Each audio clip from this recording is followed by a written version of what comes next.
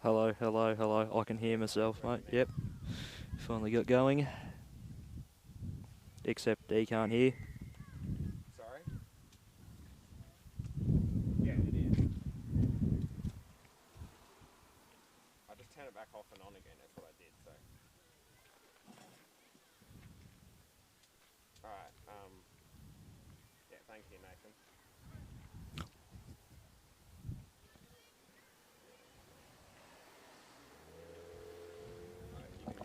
You gotta still nothing for him, though. Yeah. Okay. Well, I'll figure that out as we go. But maybe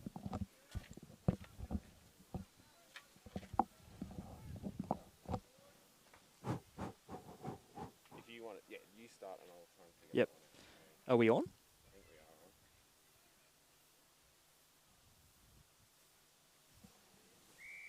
Just start whenever you're ready. Well, welcome to the Canterbury Sports Ground here on a delightful winter Sunday morning here as we take you through the under-13 girls contest between Canterbury and Bulleen Templestowe. We've gone a little bit over 10 minutes here. Sorry for the delayed start in audio. We've had a few technical difficulties this morning and we are endeavouring to sort them out as soon as possible. I'm Liam Vertigan. Pleasure to be joining you once again this morning and afternoon. We've got someone else here with me at the moment, but just as we sort things out, we'll wait for him to be introduced just a little bit after. He's chomping at the bit to have a go, but at the moment it's the Bull Ants who have gone inside their forward 50 once again, and we'll have a throw in on the left-hand pocket to the pavilion end here. So the boundary umpire waiting to fling it back into play. Just looking around, waiting for ruck nominations. Does so now.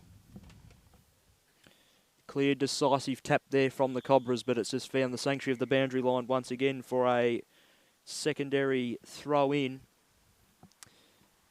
So two behinds plays one behind.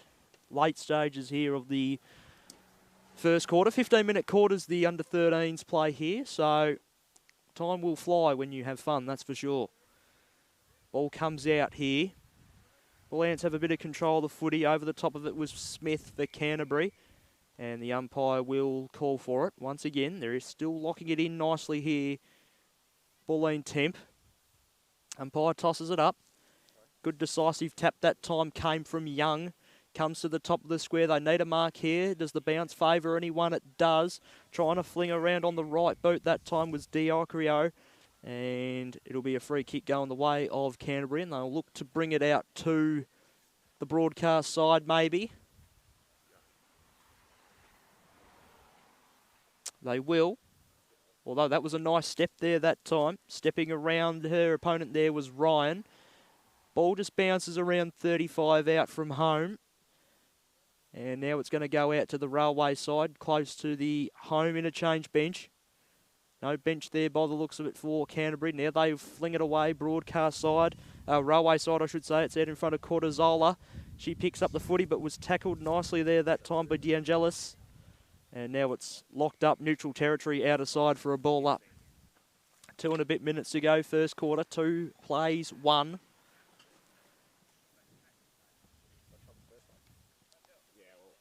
Ball back up in the air.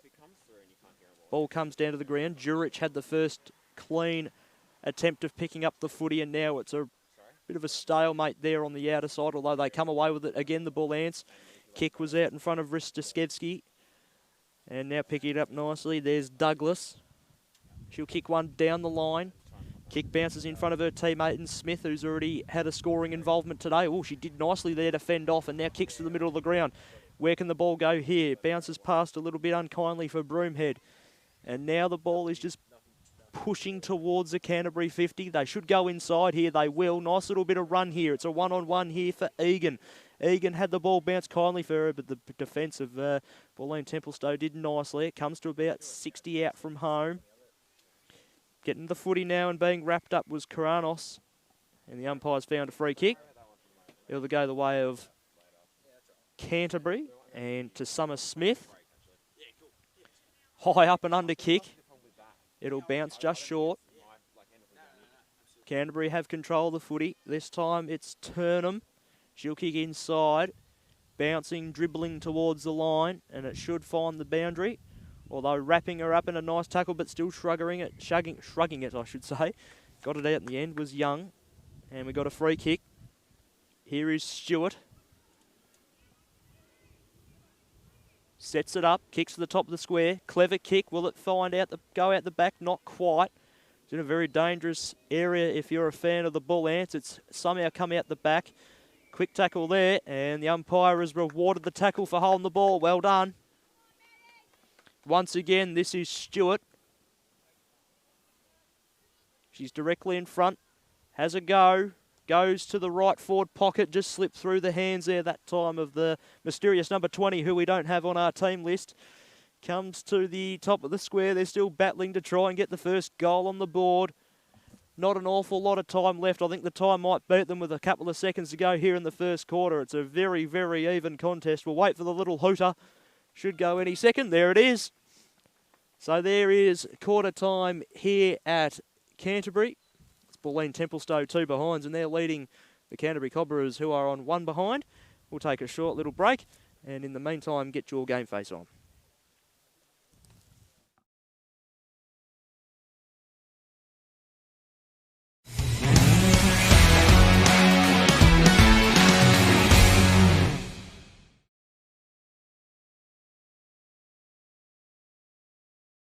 Hi everyone, it's Tim from Growth Syndicates Australia, and we're financial transformation specialists. Our clients are eliminating their mortgage in a much shorter period of time, creating more wealth and boosting their super. This is all done without impacting their lifestyle.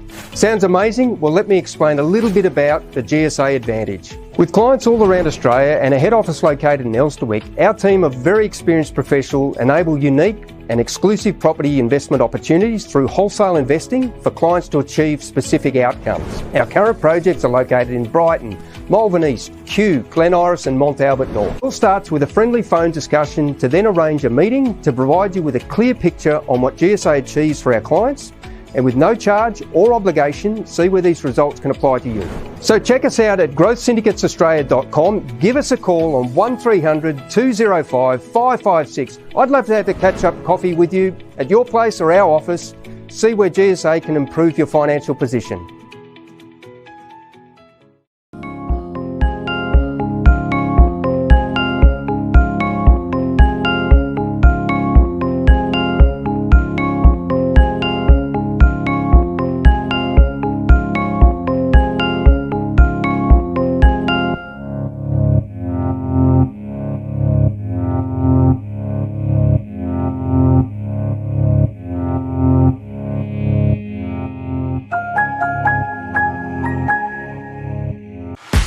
Have you had your team photos done yet? Well, Frankie Photography is the only way to go. Great photos, great designs. Find out how your club can raise money by selling photos online on your very own shop. Check out our website for other great offers such as live premiership posters, end of season awards, tributes and milestones, and gift vouchers are also available.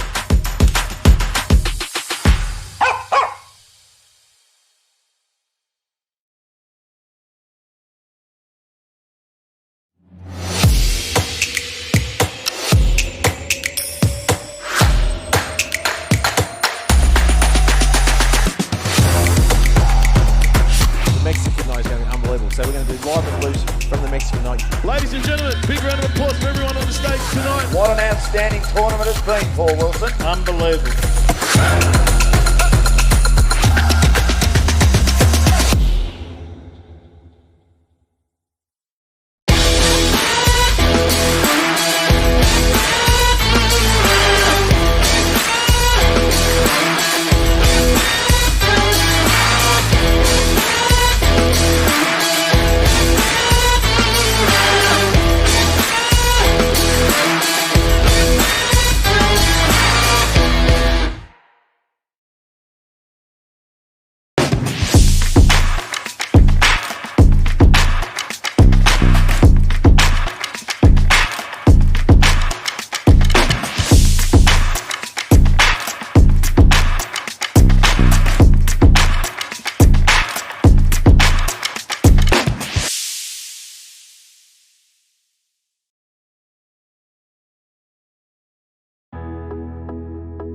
As the real estate industry is ever changing, our priority as a business is to create unity within our office and into our clients' homes. With regular training sessions, a solid support network, and plenty of in-house experience, we are proud of the difference we are making. Refining our team's skill set has led to significant growth over the last year. Our senior property management team bring passion, professionalism, and knowledge into their individual roles, ensuring a high level of satisfaction with all clients.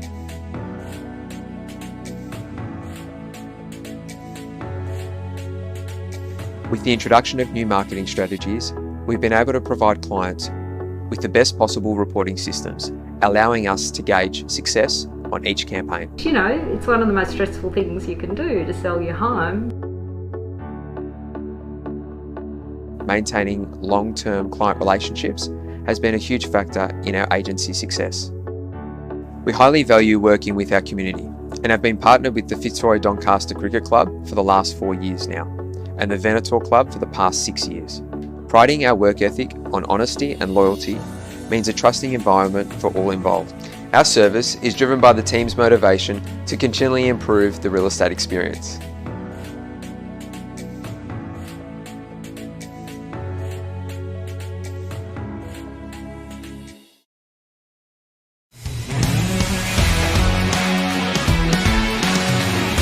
Welcome back to the Canterbury Sports Ground. Second quarter about to get underway in this under-13s contest. 2 behinds to 1 behind, the way of Bulleen Templestowe. We're back underway in the middle. Canterbury will get the centre clearance. Smith, she's been good early. Ball's going to come right in front of us here. Don't usually see a lot of play in front of us. Smith plays on and goes for a run. Intelligent play there, just to grab the ball and go for a run. Kicks inside forward 50, just out reach of the outstretched hands there of McIntosh. Although it's gone to the top of the square and the kick has just gone across the face through for a behind. That was from Hannah Lee. And scores are now level. So Bulleen tempt to bring it out of their back line. And just while the ball's coming back, I just want to say a big congratulations to everyone that was involved in Junior Interleague last weekend for the YJFL. A very successful weekend for the competition. So just a massive congratulations to everyone that was selected and played and took part in it there. As Canterbury go forward once again, they had a little bit of a run there. It was a crunching tackle. Umpire paid a free kick for holding the ball. Bulleen tempt come away with it. Just slipped through the hands there that time of Solstice. And now we'll have a secondary ball up. Locked inside the forward 50 here for the Canterbury Footy Club. Both ruck women there fired a little bit of a duel there. Bit of a draw. No one really got the decisive tap down. And we'll have a secondary or a third ball up.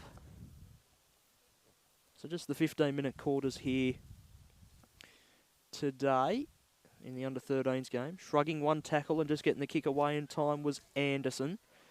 But it hasn't gone far enough, and Lee has just pulled that one a little bit too far left that time. Actually, no.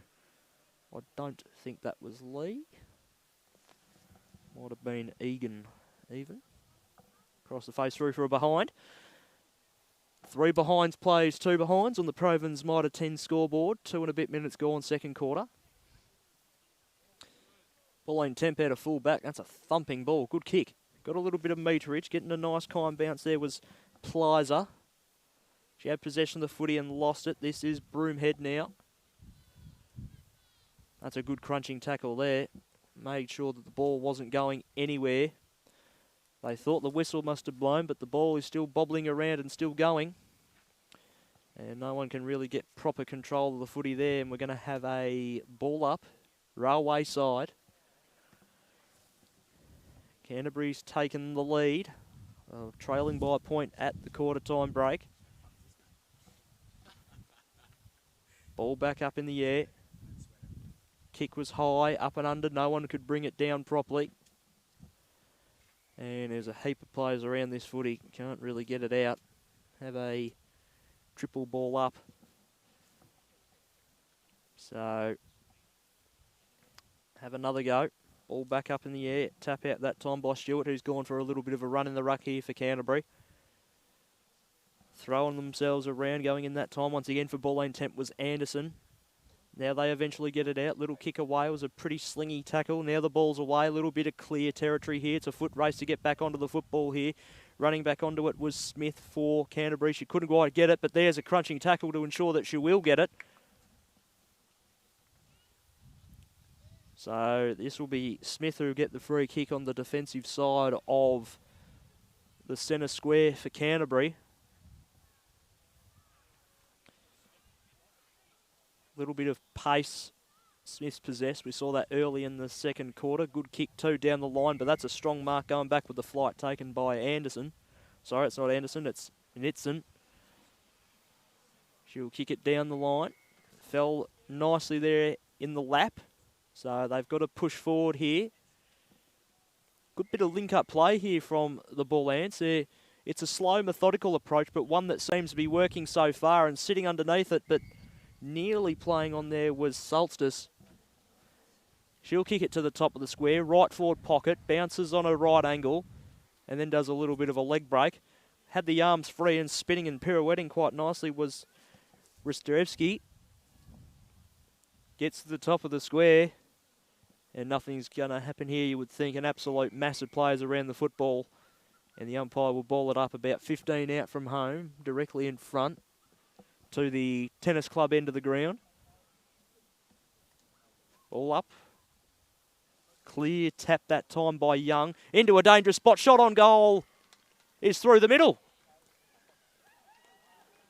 Bulleen Temp strike first blood this morning, and to the absolute delight of the family and friends here. 1-2-8 they are now to 3 behinds on the Provins Mitre 10 scoreboard. Just a little bit unsure who that was who kicked that goal. 21, Michaela DeAngelis kicked the first for the afternoon. Thank you very much. So the ball's back to the middle. 5.5 gone. Very important goal, that. Good footy too from the Bulleens. Tap out that time by Young. Went to our mysterious number 20. That's McLean. Finally got her name. Wasn't on our list originally. Free kick for the high tackle. Short kick was on. Good one to Oldham.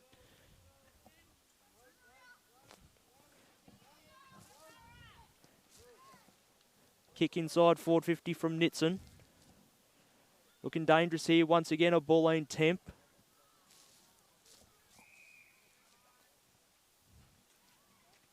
And it's inside forward 50 again. This time it's Marchese. She'll kick to the top of the square. That's a good kick, actually. Could it carry the pack? No, not quite. Comes to the fall of the ball. Spinning around, getting the kick away, but unfortunately just across the face through from behind. That time was from Angelique Plizer. 1-3-9. Plays 1-2-8 on the Provins Mitre 10 scoreboard. Playing on out of fullback. Still inside the forward 50 here for Bulleen Templestowe. Kick to the centre square. Nothing but Cobra's jumpers here, and will bounce kindly this time for Hardiman. She's gone for a run, gave it off to a teammate. They kick inside forward 50 again. Who's here at the fall of the ball? Cortazola's there. Letting the ball just dribble forward a little bit. They kick it away. Hasn't gone far enough. Good tackle there laid, and umpires paid holding the ball. Free kick to Smith again, who's been busy this quarter. The flashy blue boots. Kicks inside forward 50. Sat up a little bit. There's 3 Cobras around this ball. Picking it up this time for Bulleen was Coronanos. They'll have the ball up. 7.5, nearly 8 gone. Halfway through this quarter. Winning the ruck taps decisively here are Bulleen Temp. Here's Smith again. She'll wheel around on the right. Kicks to the pocket. Bounces fortuitously there for her teammate. Smith goes in and puts the body on the line again. She'll get it here. Got the good bounce. She looks around, gets it on the right. Good kick to about 25-30. And now it's just going to trickle towards the boundary line, although it's going to find the sanctuary in the end of the boundary line, and we'll have a throw in. 8.5 gone. Second quarter.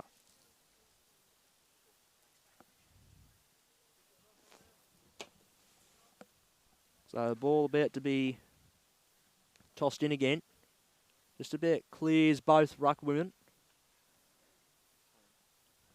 Ball about to come out the back. No, not quite.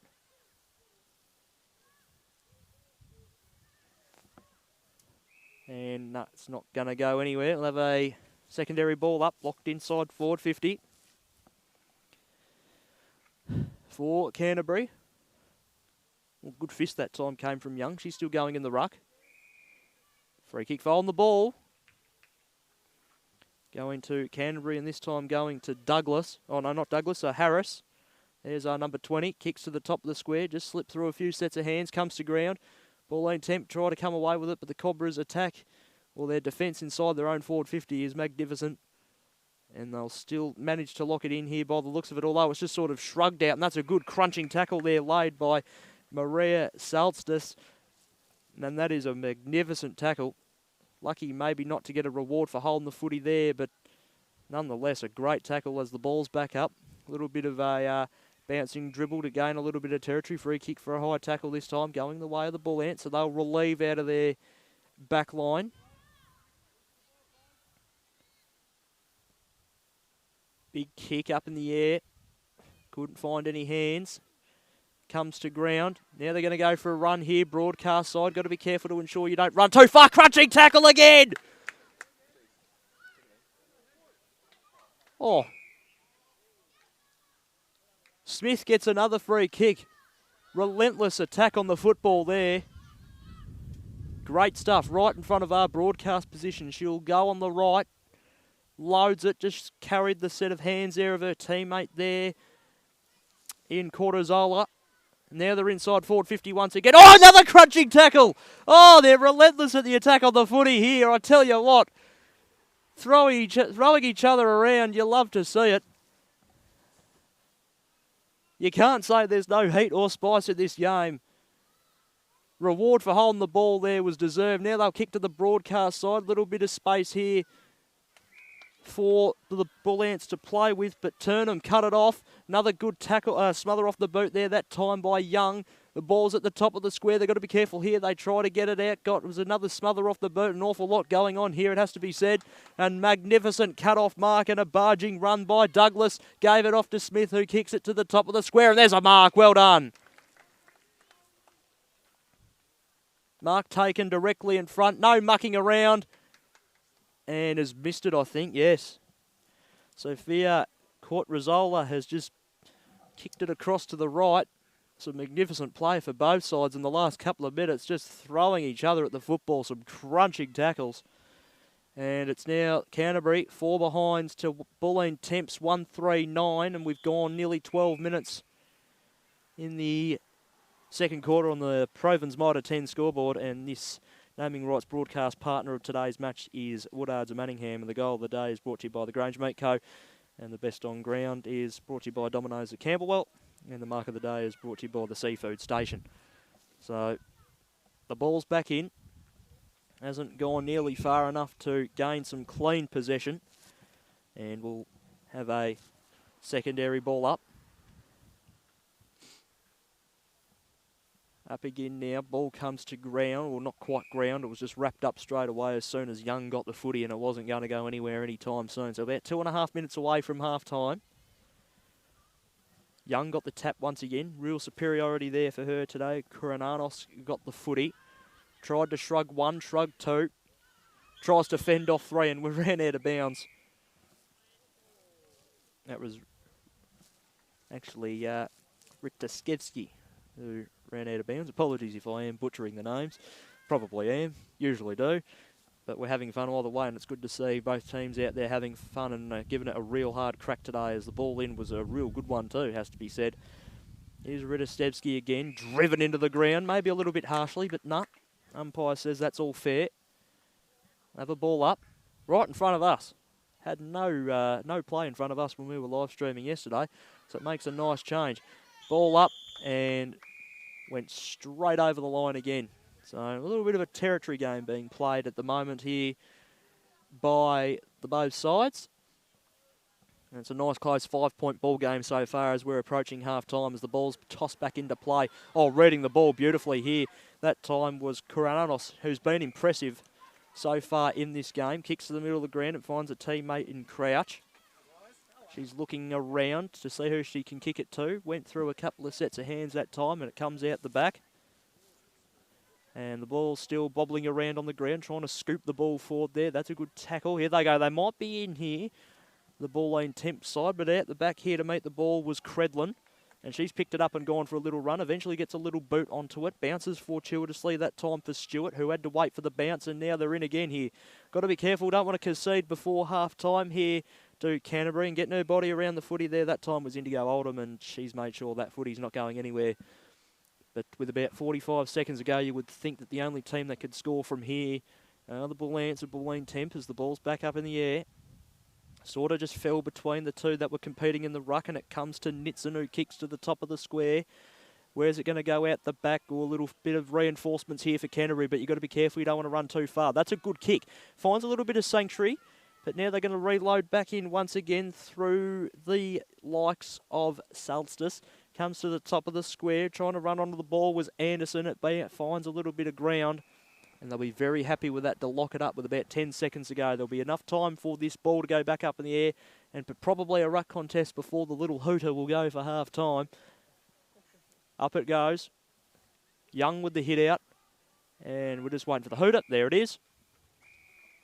And that will be half-time here at the Canterbury Sports Ground. A pretty impressive half of football. And on the Provins Mod 10 scoreboard, it's the Canterbury Cobras 4 behinds to Bulleen Templestowe's 139. Happy with performances from the both sides at the moment. But in the meantime, both teams will take a little break, and so will we. And in the meantime, get your game face on.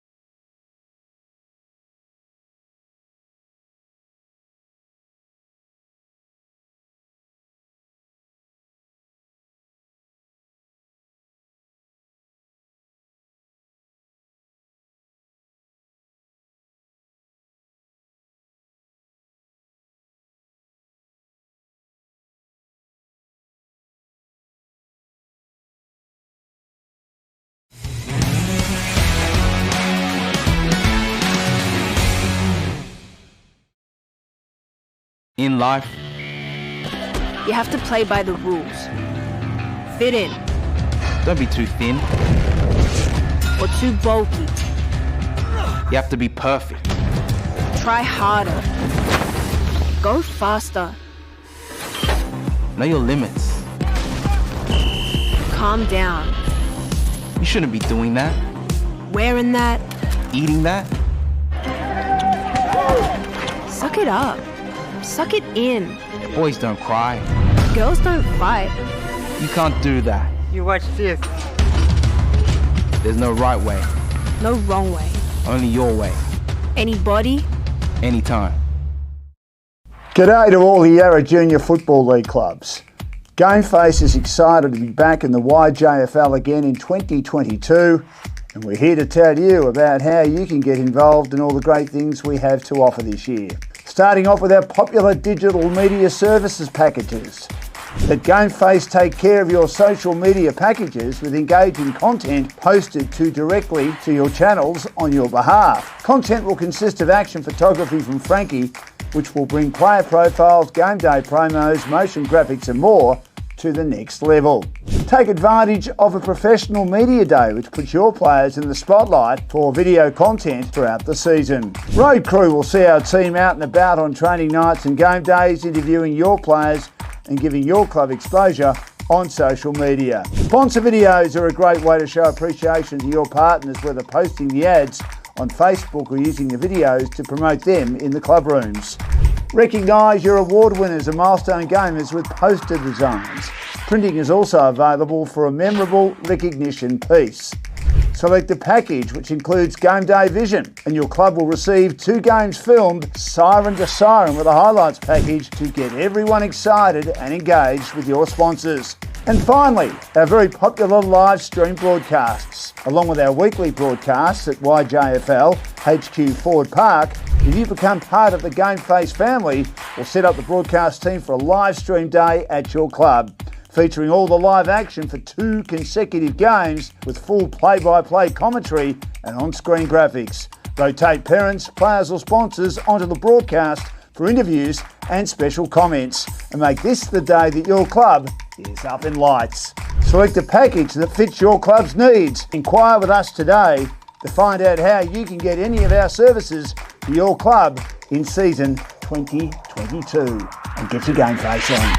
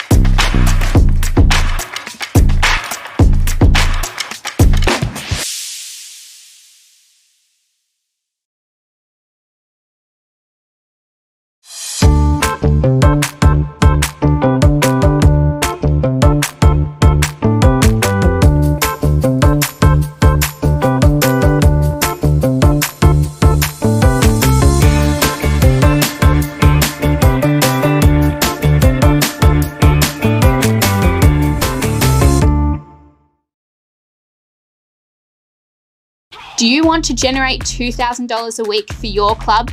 Stand out from the crowd of generic websites? Now that I have your attention, let me walk you through how ClubZone can supercharge your fundraising. Is it time for your club's website to be upgraded to a new, easy-to-use platform? Create a ClubZone website and experience the new benefits today. It's time to supercharge your fundraising. ClubZone is everything your club will need to raise money. It's time to have an all-in-one website for your club's important news, information, sponsorship, e-commerce, ticketing, membership, and much more. There is no need to complicate things with cash when you can run everything through your website. Get your own online store to sell anything and everything. Memberships, apparel, merchandise, memorabilia, and more. For the club that has to juggle everything, ClubZone's easy-to-use and easy-to-build website solves your problems.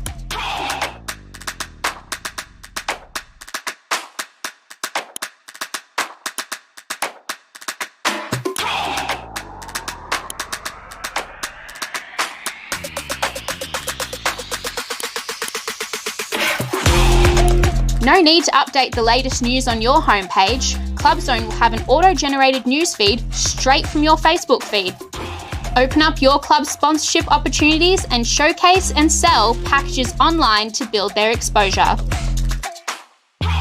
Set up fundraisers like never before with a fully automated raffle system. Ensure that you keep your fundraising events professional. ClubZone's integrated ticketing system is for all of your online and physical events. Take things to another professional level with ticket scanning functionality.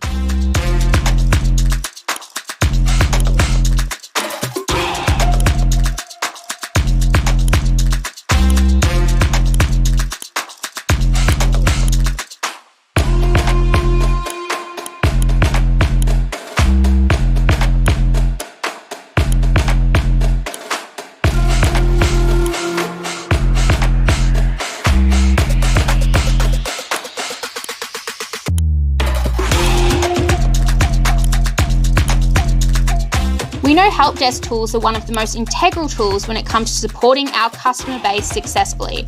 That's why we are constantly building on our in-depth information centre for your use. Get the full Club Zone experience for just $14.80 a week.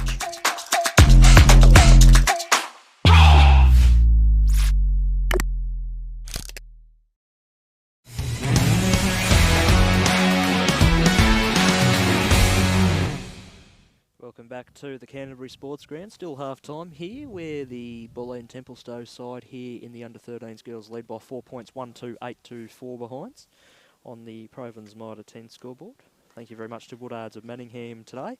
Woodards of Manningham have been based in Doncaster for the past 9 years and are a part of a real estate company which have been iconic and an institution in Melbourne for 101 years. So all those times I always said that they've been in Melbourne for 100 years, I was close. They've been in Melbourne for 101 years. So give me credit for not knowing much there. Woodards of Manningham are a proud sponsor of Game Faces coverage of the Yarra Junior Football League. Province Mitre 10, mighty helpful Mitre 10. They're down there in Clifton Hill, I believe. Province Mitre 10, Angus just nods his head there. And the Grange Meat Co. Excellent quality, excellent service at Grange Meat. They're down there at 178 Grange Road in Alphington. Seafood station for the freshest Australian seafood in Melbourne. They cater for all your needs. And Domino's of Camberwell, people-powered pizza. And they are the official sponsor of the Best on Ground today. They're down there at Burke Road in Camberwell, down near the Camberwell Junction. Nice. They still doing $5 pizzas at the moment, Domino's? Angus, I'm looking at you. Yeah, he's not a Domino's kind of guy. I think you should be. They're sponsoring the league, I think. You give them a little bit, and they'll give us a little bit, I think. But nonetheless, Well, actually, we're waiting for the Canterbury team to come back out on the ground. They've gone inside. Bulleen Temp stayed out on the ground. The umpire, he went off for a minute or two and he came back out. So we wouldn't be too far away from a restart here in the third quarter. Still got another game to come up after this on Game Faces YJFL coverage this afternoon. We have got Canterbury taking on Parkside in the under-15 girls competition in what should be a cracking game of football. They had a look at the ladders last night. Showed Parkside second on the ladder, but if you're around the local area today of Canterbury, get down, have a look. Put a little bit of money through the canteen. It's a lovely area down here. Trees everywhere.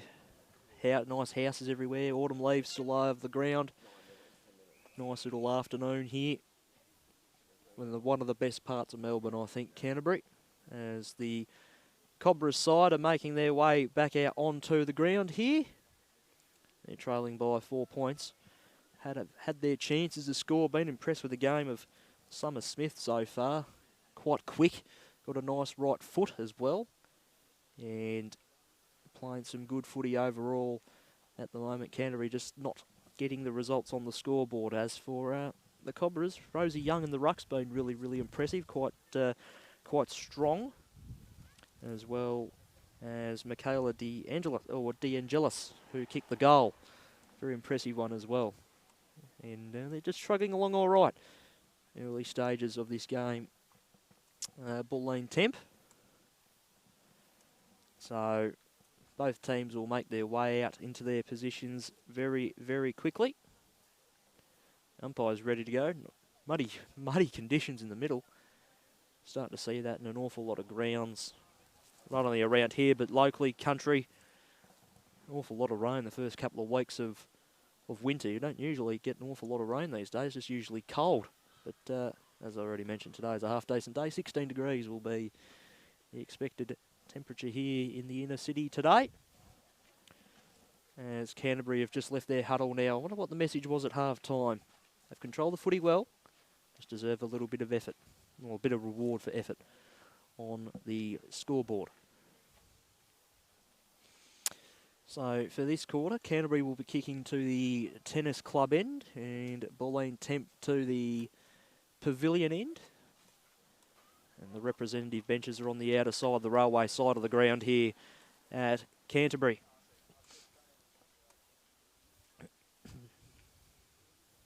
So the final players just getting themselves into position now.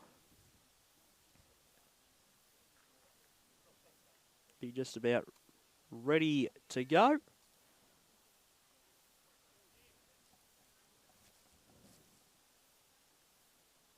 And there's the lofting of the ball by the umpire, just waiting for the scorers to acknowledge it. Here we go, little hooter.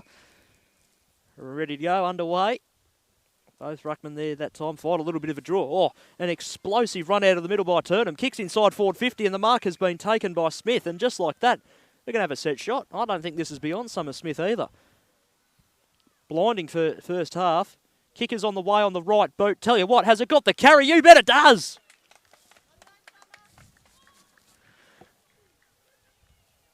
First goal of the afternoon for Smith, and that was explosive footy there by the Cobblers. First goal of the second half on the board, and I told you, they deserved a little bit of reward for effort, and that's exactly what they got. 1-4-10 they are now, and they're leading Bulleen Templestowe 1-2-8 on the Provins Mitre 10 scoreboard, and we've gone 45 seconds. So it looks like she's gone to centre half forward there for the second half.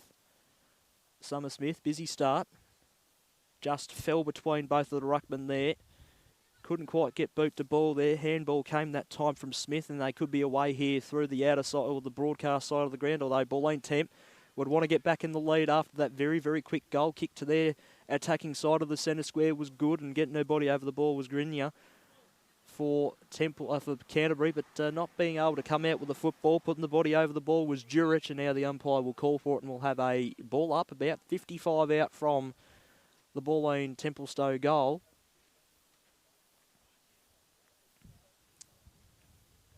Up it goes.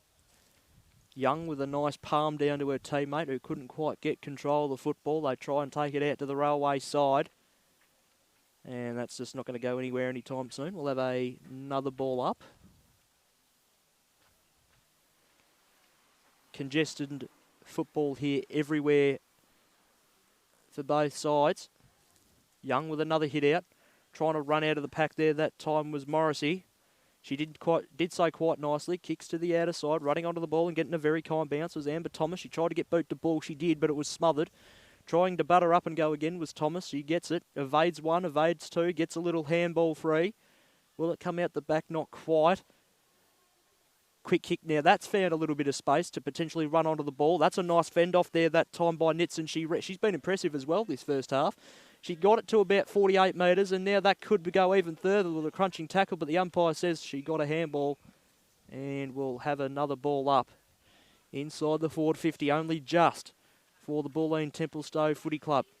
Ball up, having a good run and charge at it that time was Smith, but she couldn't quite get it, so Young had the free chance to tap it down. It's got a little bit of further clearance inside the 50 for Bulleen Temp, but unfortunately a secondary stoppage inside the forward half for the Bulleens, who will be looking to get back in front. 3 minutes gone, already a fifth of the way through the quarter. That was a lot better that time by Smith. She got the decisive tump down to the ground. Very, very good there. Ball comes out the back, just got the handball through. It's in front of that cricket net area on the right or left forward pocket. Kick out of the congestion's been marked by Turnham. She plays on. Finds a little bit of vacant territory. That'll just stop in the mud there. It does, just spins on a little bit of a pirouette there. And the umpire's found a free kick for a little bit too high. And which way is he pointed? No, thought he paid it high, but no, he's balling it up. No one knows. He did pay a free kick. It's going the way of Kiara Ristovski. She'll kick to about 55 with a very muddy footy now. Bounce was kind, so her teammate Thomas could run onto it. Just dribbles one to the top of the square. Who's going to be able to get one here for Bulleen Temp? They'll definitely take that. A stoppage in the right forward pocket out of bounds for a throw-in is better than nothing, that's for sure. So 10 plays 8 into the 5th minute of play. Ball thrown in. Carried the pack. Comes out the back. Getting onto it was Deanne for Canterbury and that nice rainbowy coloured helmet. She's still there throwing the body around to try and get hands on the ball, but was harassed by Angelique Plizer. And the umpires found a free kick for too high that time. Be a Cobra's free kick in their defensive half. Kick's a good one. Or just slipped through the hands there that time of Green, and that could cost them. The ball dribbles to the top of the square, but how well can the Cobras defence hold up here? Quite well, you think, because there's about 9 players around this ball. And the umpire found a free kick for too high. Free kick going the way of Harris. She'll bring it to the broadcast side where they got a few numbers here, but the ball bounces in front of Diocrio. Handed it off to a teammate whose kick was smothered off the boot, and that kick came from Sasha Diocrio once again. And it was just palmed away instead of going through for a behind, which would have been probably handy for the Cobras. It's gone out of bounds, so it's still a very dangerous time here for Canterbury. The ball comes out the back. Here's Sarah Mastranato. Comes out the back, still bobbling around. It's gone towards that left forward pocket once again. There's those blue and yellow jumpers are everywhere.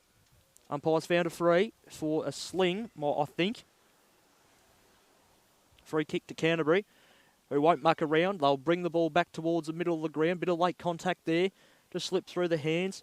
Smith is there again for Canterbury. This time a kick inside forward 50 was absolutely pinpoint by Thomas. And the mark has been taken by Nitson. Directly in front, maybe about 40 out. So if you can get 20 or 30 metres off the kick, she's directing a little bit of traffic here, looking for someone to lead for her. The right foot boot was pretty good. It carried the pack and just went across the face through for a behind. And oh, by golly gosh, we got a 1 point ball game. 1-4-10 Canterbury are. Bulleen Templestowe are 1-3-9 into the 7th minute of play on the Provins Mitre 10 scoreboard. As Canterbury don't muck around, they bring the ball straight up the eye diddle. Bounces in front of a couple. It was intended for probably Douglas, but she just had the ball bounce at a left angle, which didn't do her any favours. Bulleen Temp come away with it. Quick kick that time came from Ristovski, and there's a free kick for a high tackle. They'll bring the ball broadcast side. That's a good kick because that's bounced in front of Turnham, who's got a little bit of time to run onto it. The ball was very kind of the way it bounced. She gets a little right foot into it, goes to about the 50. Her teammate got a very kind bounce, who then opted to give it off to Smith, who's gone for a run. She runs into an open goal and just drifts it across the face through to the right for a behind. So 1-1 now on the, well, you could say early afternoon. 1-5-11 now, Canterbury Cobras. 1-3-9, Bulleen Templestowe. Provins Mitre 10 scoreboard. 7 and a bit minutes gone here in the third. That's a thumping ball out of full-back. They gain about 55-60 metres, including the play on and the run. And the umpire will call for it after a good tackle there was laid by Douglas of Canterbury. On the defensive side of their centre square. Ball up. Rosie Young with the tap down. Really good too. Kick away was good. Just landed in front of the leg of Plizer. She shinned it backwards a little bit, but not the worst possible result because either way, we're going to have a ball up as the, oh boy, gee, the scoreboard's just gone out, and that's not too good. Ball back up. Ruckman fight a draw there. Both got hands to it. Comes out the back. Not quite. Umpires paid a free for holding the ball. Free kick will go the way of Smith. Smith just gets that one a little bit higher than what she would have wanted in front of the railway side. Bouncing it on the footy was nicely there was Korananos. Now it comes out the back. Deanne gave a handball, but only to a blue and yellow jumper. And they could be away here. Trying to barge her way through was Douglas on that railway side, and we're having to throw in.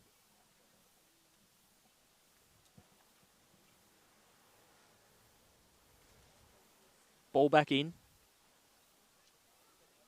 Trying to get a decisive tap down, but it comes to Ristovski, who's had a very good third quarter for Bulleen Temp. Just dribbles around and past a few here. Running onto the ball here was Lynch for Canterbury. She couldn't quite pick up the ball, but she was thrown off it by Plizer.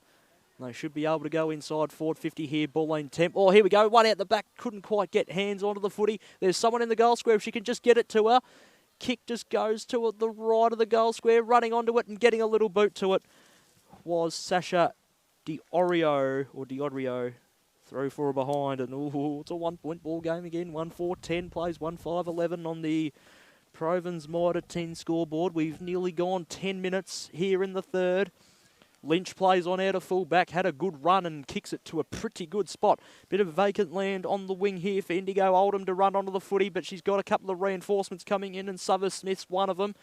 Got the hands free, did the player of Bulleen Temp, but not going anywhere in that time was Smith, and wrapped up in a crunching tackle by Rosie Young, ensured that the ball would be stopped on their attacking side of the centre square, where it's a 1 point ball game. Oh, gee.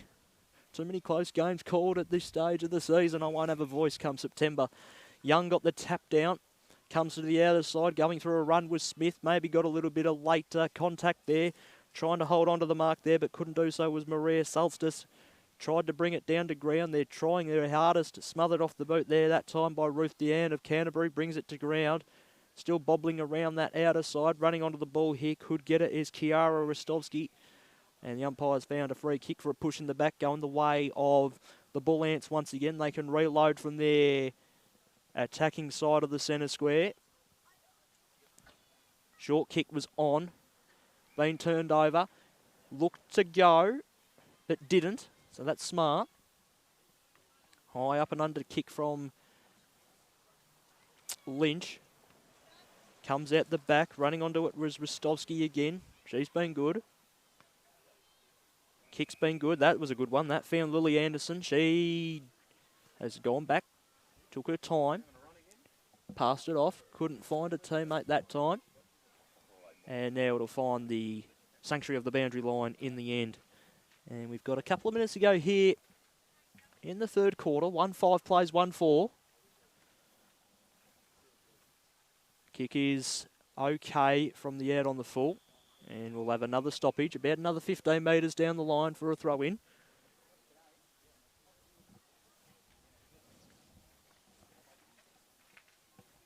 So, ball in on the railway side. Young with the tap down again. Good in the ruck today for Bulleen Temp, who find themselves 1 point behind at the moment. The umpire will have another stoppage. So next goal is going to be crucial for either side here. If Canterbury can get 7 points in front, that'll go a long way to potentially win the game. Turnham got the footy. But in the end, she's been pinned for on the footy, and the free kick will go the way of Bulleen Templestowe. Taking their time now.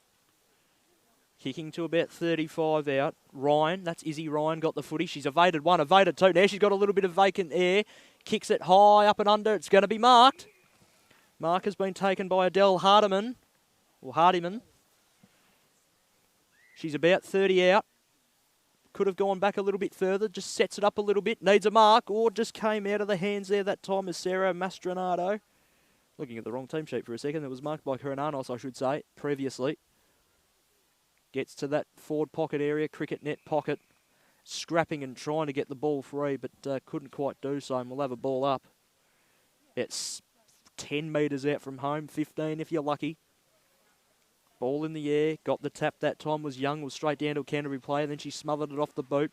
They're holding up quite well, although the ball comes down to Solstice for Bulleen Temp, and the ball will eventually go out of bounds for a throw-in.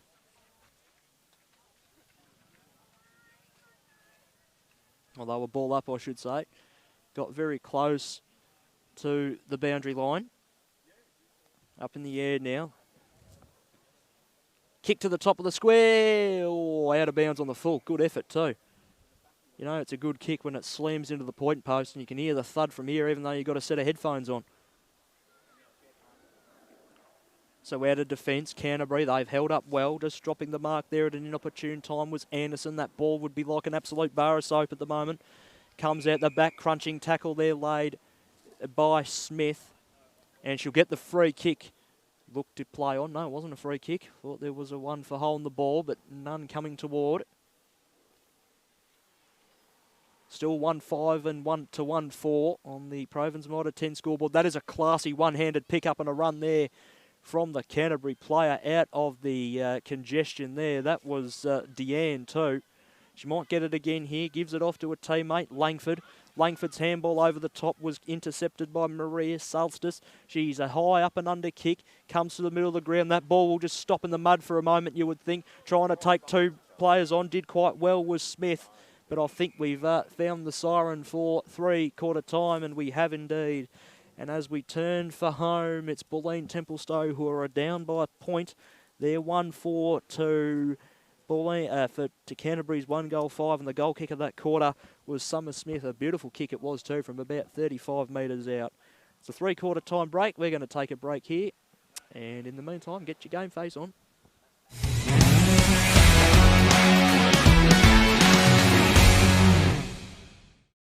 In life, you have to play by the rules. Fit in. Don't be too thin. Or too bulky.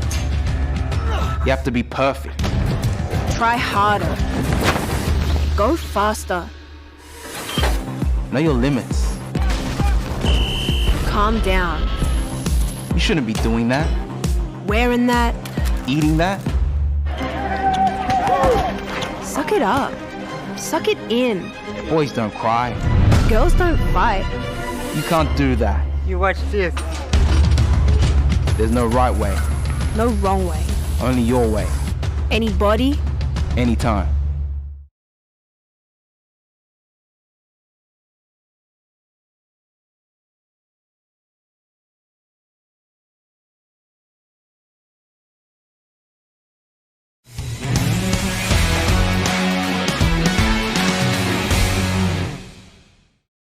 In life, You have to play by the rules.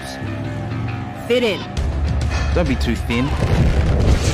Or too bulky. You have to be perfect. Try harder. Go faster. Know your limits. Calm down. You shouldn't be doing that. Wearing that. Eating that. Suck it up. Suck it in. Boys don't cry. Girls don't fight. You can't do that. You watch this. There's no right way. No wrong way. Only your way. Anybody. Anytime.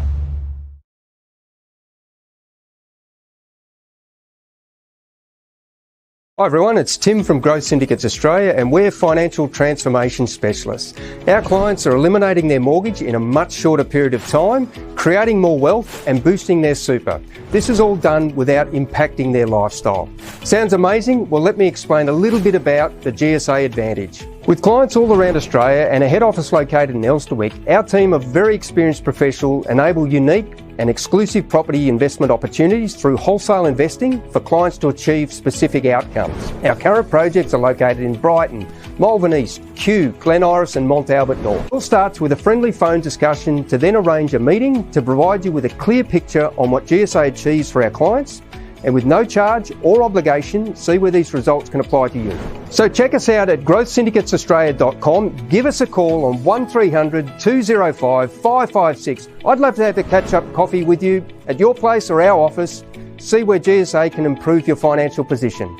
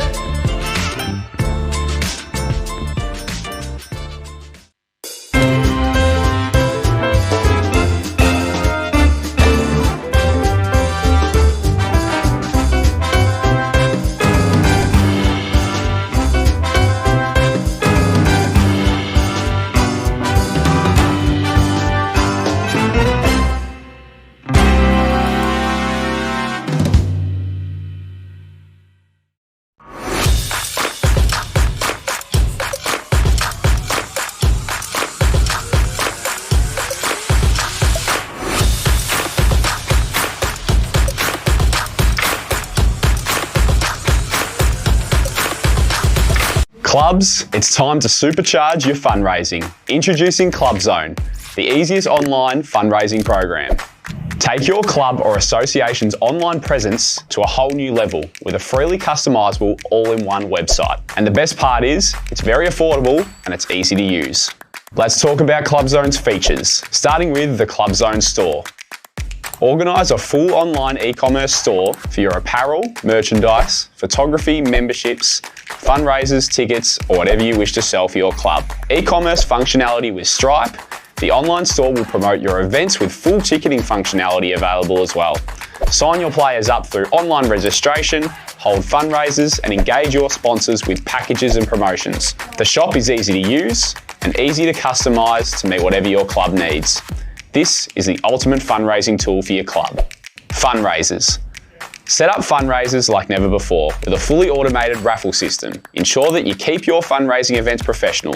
Integrated ticketing system ensures all your online events and physical events take things to a professional new level with ticket scanning functionality also included. Choose to add a store to your club's existing website or utilise Club Zone for your entire website.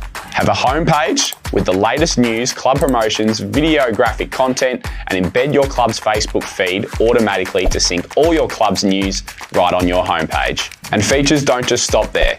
Add live scores or fixtures, media, team lists, or add a web page for something special dedicated to your club. Sign up now for less than $10 a week and experience the financial benefits for your club. Contact us to see how we can pre-build you a website personalised for your club, as well as our other special offers. This is an opportunity to take your club to a new dimension. Don't miss out.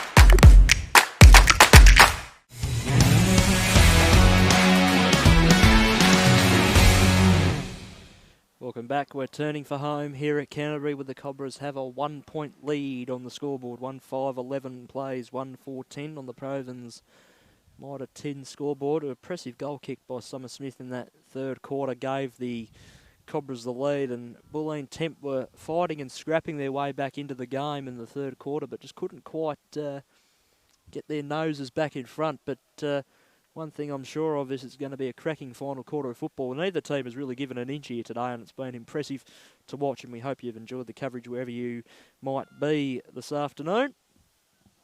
And we're ready to go here for the final quarter. Umpire raises the ball. Just wait for the little hooter. Either way, we'll get underway. One tap, Young won the tap that time. Her opponent from Canterbury just went that little bit earlier, and it gave her ample opportunity to get the appropriate fish. They're inside forward 50 here, Bulleen. And that's a good mark going back with the fly of the football taken by Douglas. She played on and got herself into a little bit of trouble, but the umpire just said you got a handball in time. Getting the footy forward. Douglas will get it again. Didn't go the required 15. Deanne gave it back to Douglas, and now they could be in a little bit of trouble. The ball comes out the back. Here's Credlin. And Credlin's doing a little bit of spinning work, a pirouette spin move, and that's holding the ball. Tried to do a little bit too much there. And the free kick will go to Bulleen Temp, and this will put them back in front. Although the kick was straight into the player on the mark. Credlin again comes to the outer side, just slips through the hands, but they can be away here. Although there's a run-down tackle, well done by Diorio. Her speed was magnificent there. No reward for the tackle. Picking it up that time was Anderson. Couldn't quite get it to a teammate. They're fighting and scrapping their way forward, although a hole in the ball has been pinned out, and a free kick will go the way of Canterbury. On the broadcast side, playing on straight away that time was Douglas. Got herself into a little bit of trouble, gave it to a teammate in Harris. They're away into the middle here. Getting in front there that time was Smith. She couldn't quite bring the ball to ground, although she's fought one-on-one with it. And now she's gone for a run, and she'll slam the ball inside the forward 50. It's carried the pack and gone out the back. No one could really gain full possession of the football here, although that time the handball came from Morrissey. She's still around that ball, Morrissey, and now it comes out. Smith tried to intercept the handball. She does so now, goes for a run, gets the right foot into it, carries the pack, and she's kicked her second goal of the afternoon.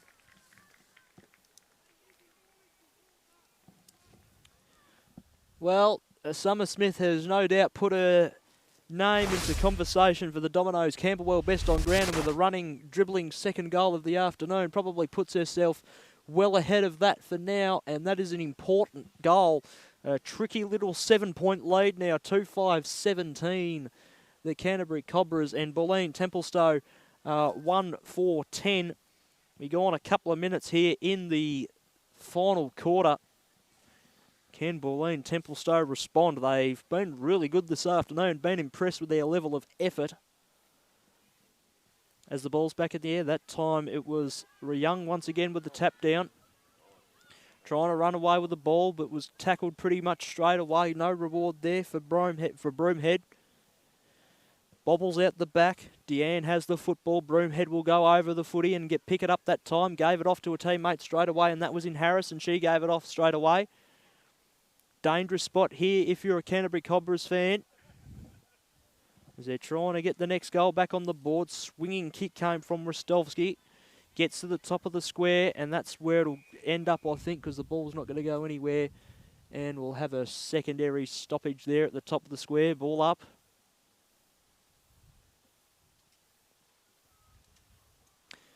Ball flung back into the air. Tap out once again by Young. Been impressive all afternoon so far. Gets a few more metres onto it. And we'll have another ball up. 3 and a bit minutes gone. Final quarter.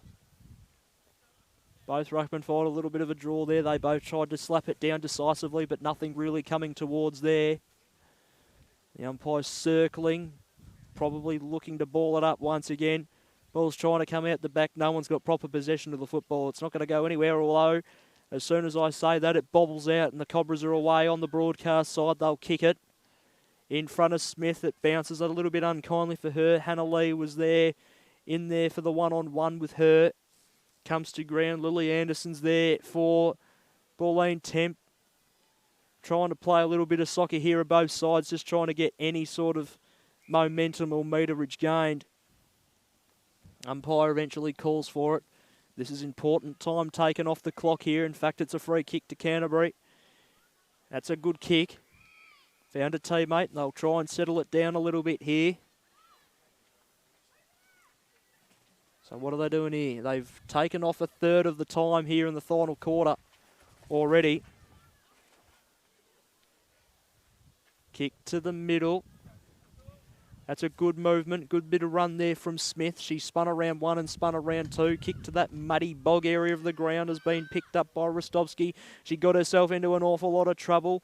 Umpire didn't need to reward the tackle there, I thought. There was no real pride. Douglas has picked up the football. She tried to shrug around 3. Here's Smith. She got the right foot into it. Kicks to about 55, 60 out. They could be away here, the Cobras, if they can pick up the football.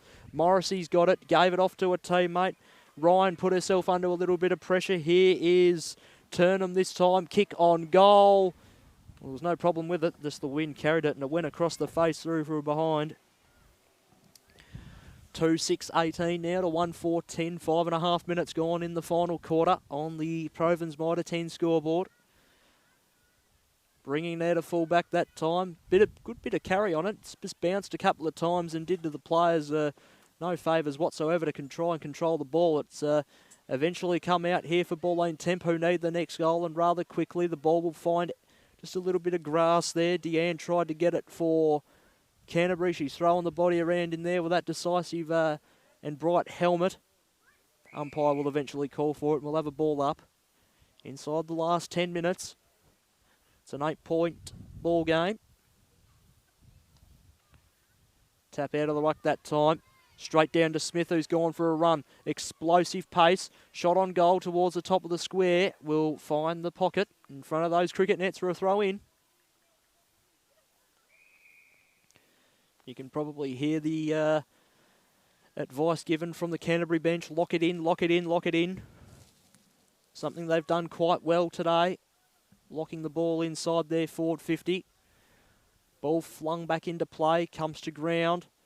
Is someone going to be able to get it out? They do. Here's a shot on goal. Is it going to bounce favourably? No, across to the right, through for a behind, or the left, I should say. 2-7-19 now to 1-4-10. Canterbury in control. Kick to the outer side. Has just gone into the interchange bench at Canterbury for a throw in. So we're halfway through the last. It's a 9-point ball game. Still got the under-15 contest between. Oh, gee, you'll have to throw that one in again, you would think. No, the umpires let it go. Boy, jeez. There's a contender for one of the worst throw-ins for the year, I think. But we'll let it go. Deanne's got the footy. Gave it off to a teammate in Smith. She'll load it inside the forward 50 again. Will it find a little bit of safe haven? No, that's a good saving mark there. That time taken by Talia Kranos, whose kicks are high up and under. Bounces pretty high. They're all just waiting for it to come to ground. It's It's a smart one. They kick to the railway side here. There's a relieving mark once again taken that time by Ristovski. What's she going to do now? She's looking around, waiting for a teammate to move. Her kick gains about 15, 20 metres. Sitting under it was Deanne. She was in a one-on-one there with Amber Thomas. Ball comes out the back of that contest, although there's about 5 players trying to fight and scrap and wrestle for the footy to come out the back here. And the umpire will eventually call for it into the 9th minute of play. It's a 9-point ball game. Can they get a quick one? Bulleen Templestowe. Neutral territory out of side, getting a good leap that time was Smith for Canterbury. Got the ruck tap. Although the blue and yellow jumpers control the footy a little bit, they've gained another 20. Little bit of neutral territory still. Umpires found a free for in the back, I think, and it's going to go the way of Canterbury. So if they can take off another minute, it'll do their cause the well of good.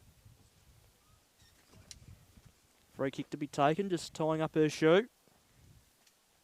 Smart that. Take another 10 seconds off the clock to tie up your shoe. Kick to the middle. Bit of a sizzler. No one could bring it down particularly. Taking it forward this time, Bulleen Temp. Can they soccer it off the ground, gain some territory? Could be the best sort of way to move the ball forward now. Those soggy conditions out there. Comes out the back. Here's Smith. Went the left foot that time. Went to the middle of the ground. Lee tries to pick up the footy. Couldn't quite do so. She's going to go in a second time. Ball near the centre square, just on that outer side still. Comes out the back. Here's Smith. Gets a kick away. High one. Went through the hands that time of Karanos. And what's going to be done here? I think it might be a stoppage, and it will be. They've done quite well. Taken another minute off the clock here, Canterbury. They'll go again. Ball up. Tap out that time. Rosie Young. Very good in the ruck today. Going back with the footy. Just waiting for the bounce to try and favour her was Lucy Broomhead. Couldn't quite get it out. And this time, umpire, I think, will pin out a free kick for high contact. He has. And where are they going to go from here? The Bulleen Templestowe Footy Club. That's a kick to the right forward pocket. And that's a good mark taken. So this is what they want. They need a quick goal. Opts to play on straight away. Kicks to the top of the square. Cut off and ran straight away. Here's Amber Smith. She's evaded one. Got herself into a little bit of trouble there. Umpire says she just got rid of it in time. Flying shot on goal. Is through for a behind by the looks of it. Yes. Maria Solstice has kicked it behind. 1-5-11 plays 2-7-19. Nearly 11 minutes gone here in the final quarter on the Province of Marta 10 scoreboard, or Province Marta 10 scoreboard, I should say. Kick to the middle, bounced favourably for Turnham. She went for a run, evaded one, evaded two, kicks to the outer side now. Clever one as well, as they all have to try and run onto the football. That might just find the sanctuary of the boundary though. And no, it doesn't. Stays in. Good piece of play in the end. You keep on taking time off the clock if you do that.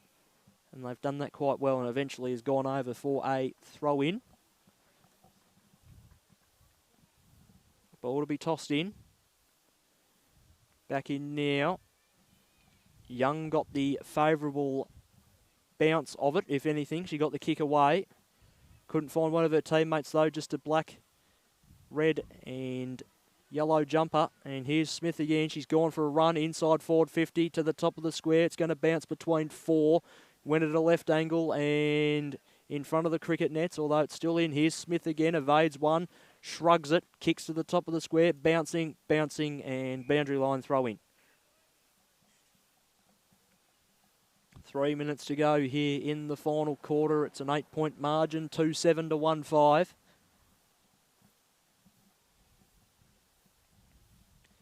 Just at the wrong end of the ground, unfortunately, if you're a Bulleen Templestowe supporter, although they might be able to get a little bit of movement here as that kick was favourable, and they're just in a blink of an eye. They're back in the middle of the ground. They've got numbers behind this footy. That's a nice mark taken there by Sasha Diorio.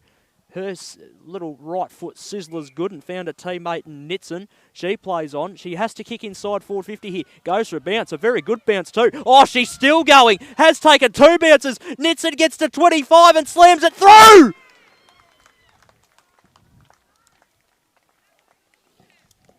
Shut your eyes, goal of the day by the Grange Meat Company. Zara Nitson took 3 bounces and slammed it through.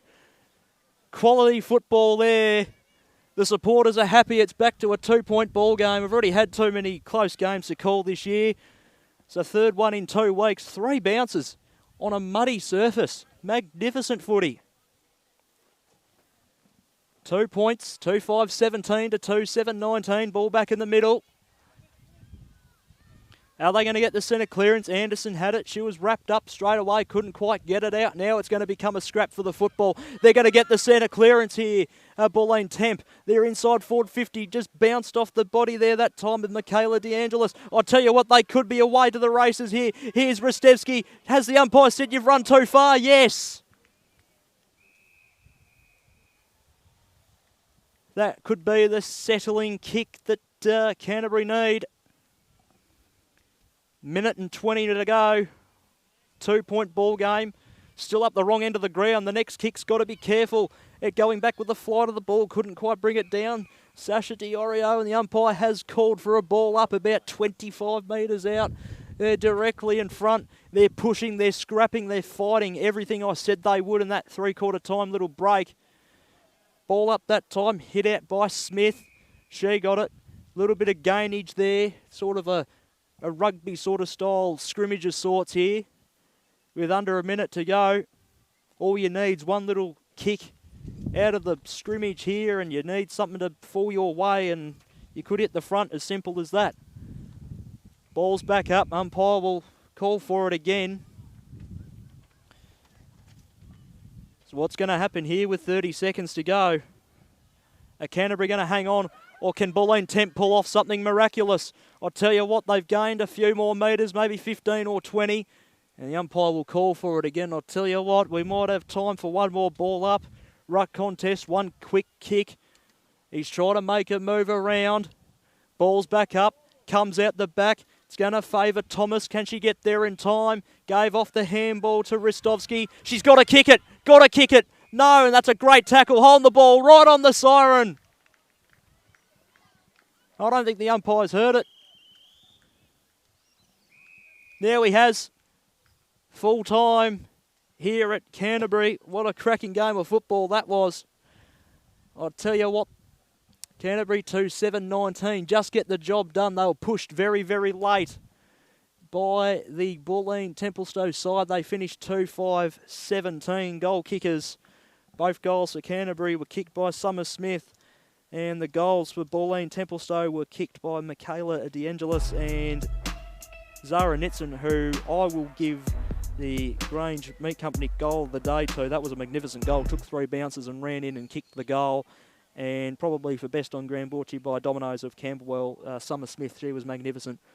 Real explosive pace, good right foot, and was classy all afternoon, or all morning, I should say, into this afternoon. So what we'll do now is we'll take a short break between games. We've got Canterbury and Parkside to come after this in the under-15s contest of the game.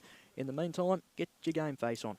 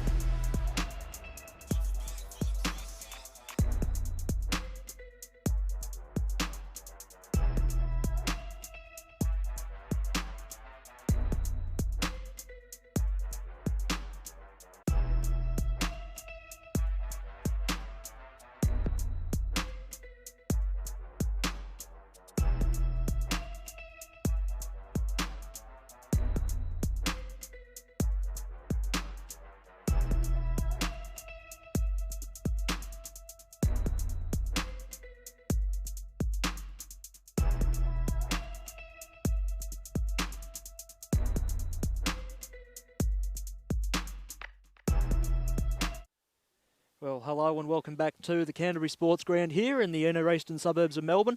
This time we got the under-15s game between Canterbury and Parkside to get underway with. And it gives me a great pleasure to welcome to the Game Face family, and he's about to have his first crack at live commentary. A warm welcome and good afternoon to Jaden Adolf. And Jaden, over to you, great man. Thank you, Liam. I appreciate that. Thanks for the introduction. We've got a stunning day here at Canterbury Sports Ground for Parkside and Canterbury.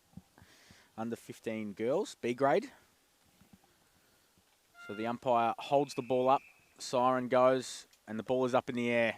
Good ruck contest there, Parkside win it. Bit of a scramble in the middle to get the ball on the boot. Canterbury get the ball on the boot. A couple of Parkside players are able to find the football. Run behind the back of the pack on the boot towards the pavilion end of the ground. Voller tries to run onto the football. Can't get a hand to it. Can't pick it up. Canterbury get the ball again. It's just outside the 50 for Parkside. And Parkside find a way to get the football towards the 50. There goes Pickett. Gets it towards the pavilion pocket. And the ball rolls out of bounds. So about 40 seconds in. And the ball is out of bounds in the pavilion pocket on the Parkside end of the ground. So what will happen here? The umpire throws the ball in. No one taps it. Hits the ground. Canterbury get the tap straight to a Parkside player who gets the boot, finds it somehow, and the ball will roll through for a point. And Voller finds a boot to it. Goes through from behind. So now we've got McIntosh who will kick the ball in for Canterbury. And she plays on, out of the square, takes a bounce, tries to, unfortunately can't get it up. McIntosh gets it on the boot. There goes Wine. Wine can't get it. A Parkside player picks it up and gets the boot and finds a Canterbury player. That's a great kick. Brilliant kick. Can't find anyone over the top of the pack. It's going towards the Parkside 50. The cricket net pocket. Great work by Woods. Gets it on the boot. An intercept mark there, so Parkside have now got the football. Will the 50 open up and find an option? Nowhere to go. Just pops it up into the 50. That's a great mark. And it looks like Pickett has got the football. What will she do with it? Will she have a ping at goal? Looks like it. Gets the boot. It's a great kick, but it goes through for a behind. So another behind for Parkside. So on the Provins Mitre 10 scoreboard, it's Parkside 2 behinds to the Canterbury Cobras 0. Play on, McIntosh again, a great kick. There is Sproul. Runs on, tackles. It's a bit of a scramble to get a kick to the football, get a boot to the football, into the 50 again. The pavilion side of the ground is being used a lot. Pickett gets the hands away, but the umpire's paid a free kick for throwing, so it's Canterbury's football. Play on, says the umpire. Great work by McIntosh again. A great kick. There goes another McIntosh in Meg McIntosh, so Emma to Meg McIntosh. There goes Goodall. Gets it on the boot. Dalton finds a way to get it towards their end of the ground for the first time today. Can't pick it up. It is a muddy football because the middle of the ground is not in the best condition, but Parkside, oh, what's happened here? It's a free kick to Canterbury, so we've got Steinford with the football now. Kicks it into the 50, up in the air, nice and high. Great work by Graham, who runs, takes a bounce, gets it to their end of the ground again. Good work there by Steinford. Can't mark it. Graham again. And Honey. Here we go, Honey. Picks it up, gives the hands off. Great work. I can't see who that is. It looks like Mamagan. But the ball goes out of bounds. just right next to the cricket nets here at the Canterbury Sports Ground. So just under 4.5 minutes into the first term. Canterbury have got the football. There's a big pack, kicks it towards the pack. Here goes Emma McIntosh. She's got a couple of Parkside players to contest with. And the ball looks like it is out of bounds, or it will be a ball up. I can't see what's happening over the other. Yeah, it's a throw in. So, and it looks like no one taps it. Steinford tries to get a hand to it, but a Parkside player gets it on the boot towards the goals. And it's a great mark by Adams, who kicks it. And then Canterbury get the football again. It's a bit of kick to kick here at the moment, but it's a great game. Out of bounds on the full. So it's Canterbury's football now.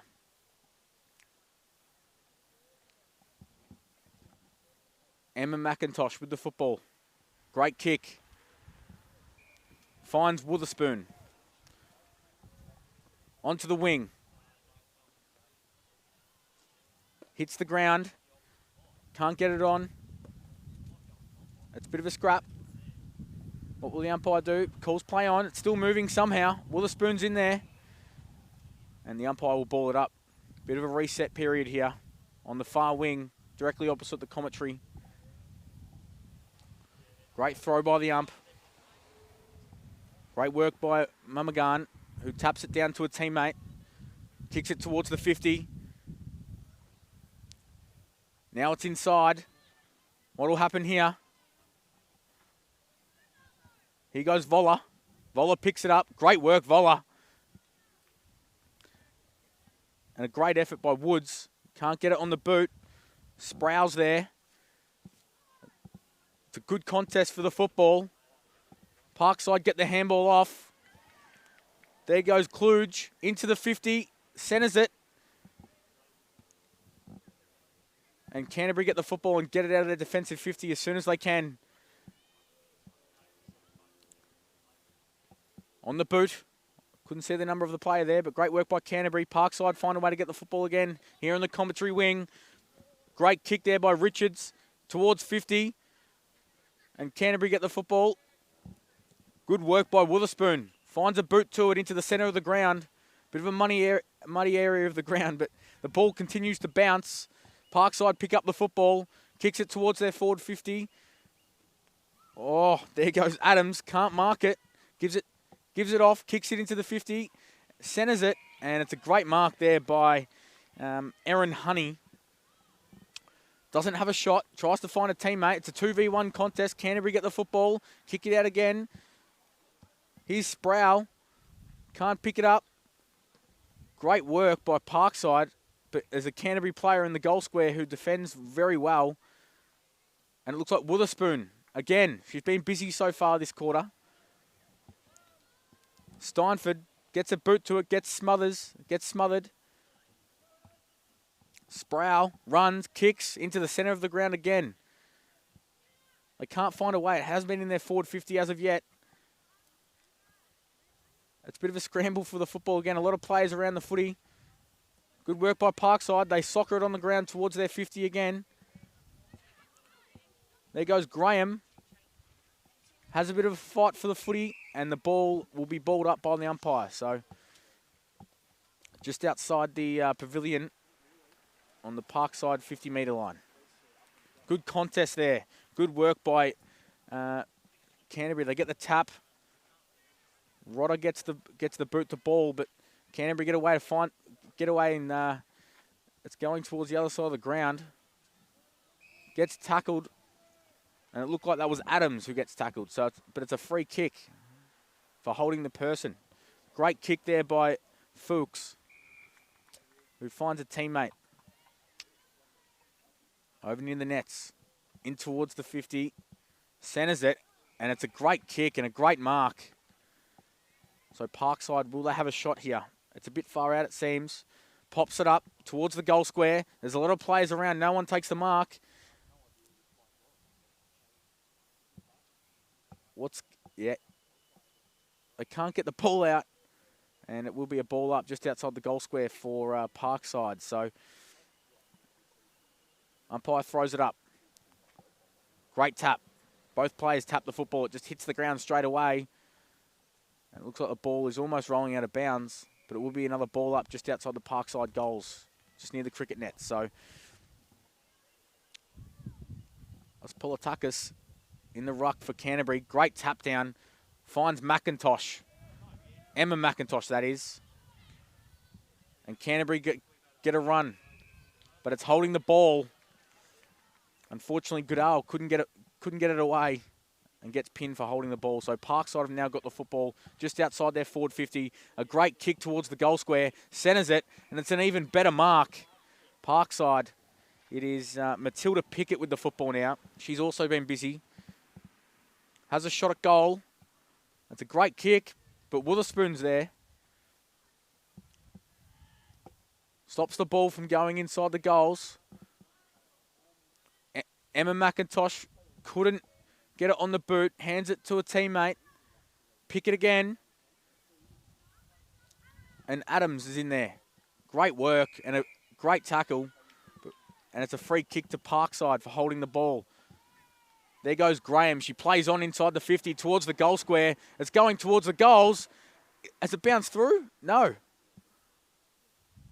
That's a point. So a point to Parkside. The Provins might attend scoreboard. 3 behinds to Parkside and 0 to Canterbury.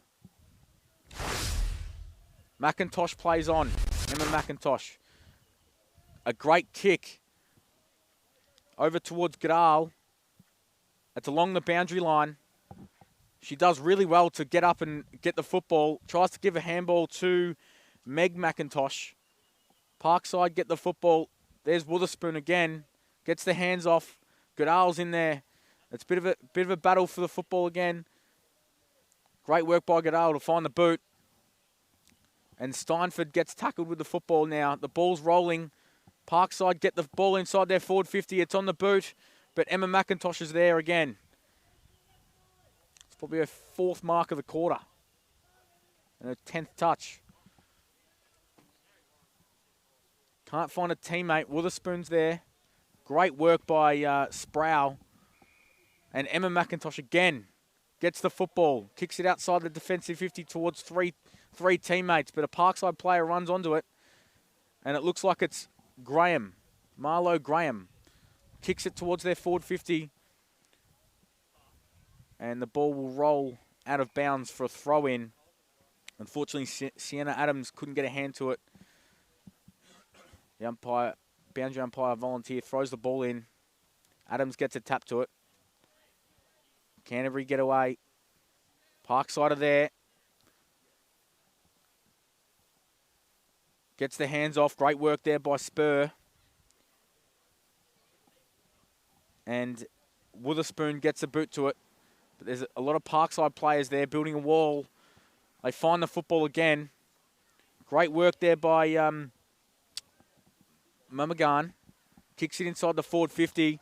It looks like Adams is there, but there's no clear space for them to grab the football. Adams has still got it. Gets it on the boot.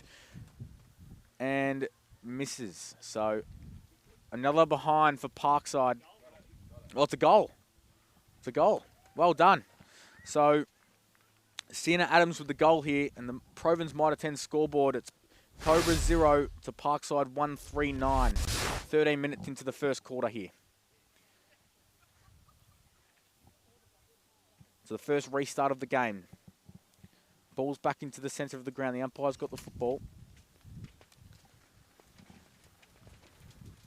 Throws it up. Great work by Mamagan again. Finds a hand to it somehow. Graham runs. Keeps running. Kicks it towards their forward 50 into the cricket net's pocket. Over near the Parkside bench. I can't see who that is, but they find a hand to it. Canterbury's there. And the ball is just along the boundary line.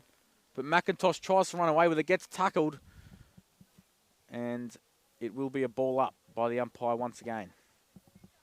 14 minutes into the term. Scoreboard hasn't changed. Up in the air. McIntosh with the tap. Parkside get the boot. towards the goal square. The ball's rolling. Couldn't get a hand to it. Sproul now. Gets tackled. And it's a ball up again. In the centre of the 50. At the pavilion end here at Canterbury Sports Ground. It's a lovely day. Great work by both ruckmen there. Unfortunately, couldn't get a hand to it. Canterbury get away. But there's a Parkside player there. And it looks like it's Matilda Pickett again, who's been pretty busy so far this game. Kicks it inside 50. There's about 5 players that she kicks it towards. A bit of a pack. It's along the boundary line towards the pavilion. And they're battling it out for the football. They find it free. Canterbury have got the football. Try to find a boot to it. It hits the ground. And the umpire will ball it up again. So the pavilion end of the ground's been quite busy so far this game. Umpire throws it up. Great work by Mahagan again. Gets a tap to it. And Adams couldn't get it away. Mahagan tackles. It's a great tackle. Tries to fend off. Can't get it free. The ball hits the ground. Canterbury get the football. Pickett's at the back. It's still on the ground. It's still moving somehow. There's a lot of players around, but Canterbury free it. But kick it to the top of the 50. Here we go. Commentary wing. But Parkside intercept mark. Great work there. And it's Voller. Sorry, no, it's not. It's Richards who kicks it onto the cricket net wing. Soccers it in towards the 50. It's up the Parkside end of the ground, which we've said a lot so far this game, but it is a great contest. Canterbury get a boot to it, but once again, Marlo Graham is there to the rescue. Takes an intercept mark, kicks it inside 50. There is a free teammate, and it's a great kick and a great mark by Oddie. Will she make the distance? She's going to have a shot maybe, or give the hands off. She's a bit unsure. Gives the hands off. So Graham's now got the football. Kicks it in towards the goal square. There's a lot of players there. It's a great contest. Up in the air. Get a tap to it. It's in the middle of the 50. It's a bit of a scramble again. The ball's still on the ground. It rolls somehow. Canterbury try and find a boot to it. Great work by Meg McIntosh. One of 2 McIntoshes today.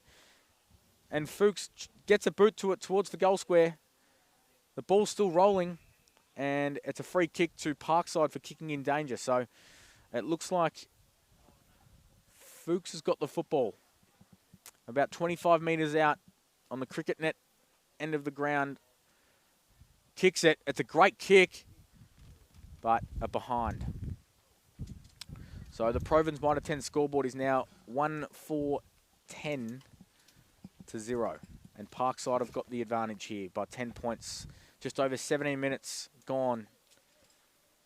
McIntosh gets a boot to it. Centres it towards the centre of the ground. Great work by Spur. Can't get a hand to it. The ball's still rolling across the ground. Spur's in there. In and under.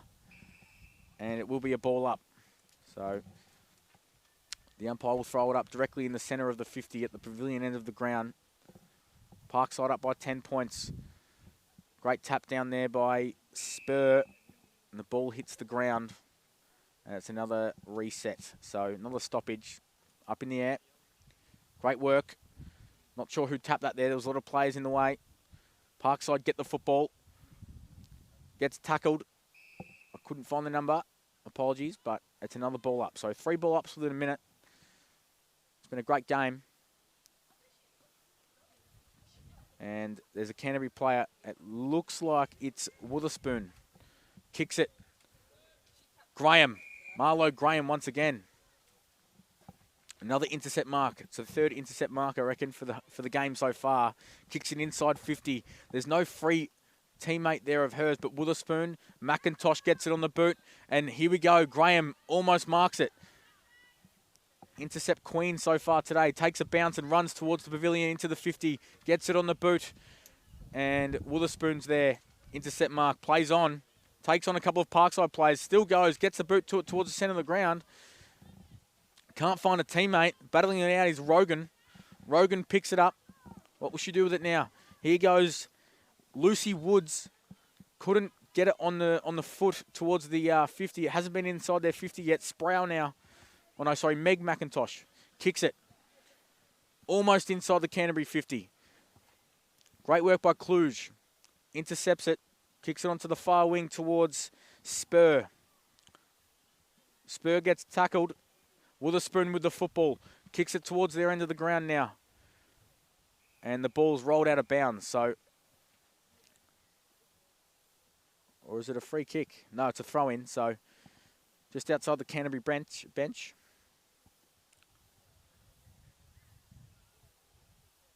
Witherspoon with the tap. No players around her. Does really well. Takes on a couple of Parkside players. Kicks it inside their 50 for the first time today. Parkside defender kicks it out. So it's gone directly out and finds a teammate in Evie Mamagan, who kicks it over the top of a pack. It bounces through about half a dozen players. They do really well to run onto it. Looks like Marlo Graham again. And the siren's gone here at Canterbury Sports Ground. Quarter time. The Provins Mitre 10 scoreboard. The Canterbury Cobras 0 to Parkside 1-4-10.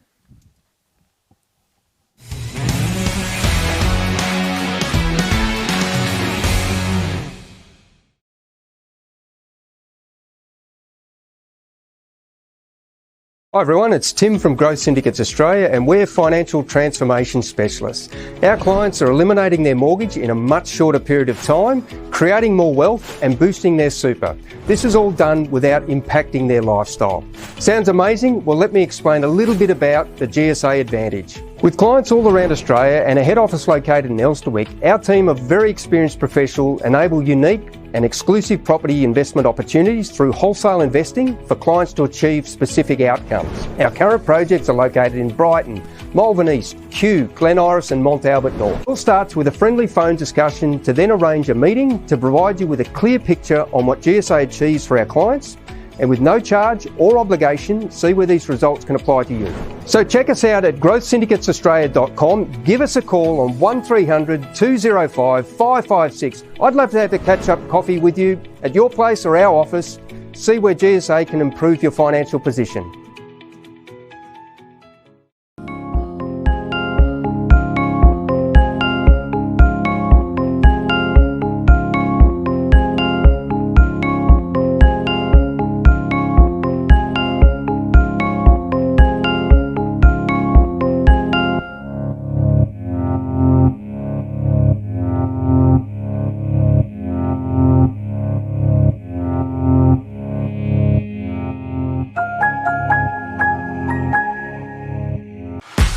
Have you had your team photos done yet?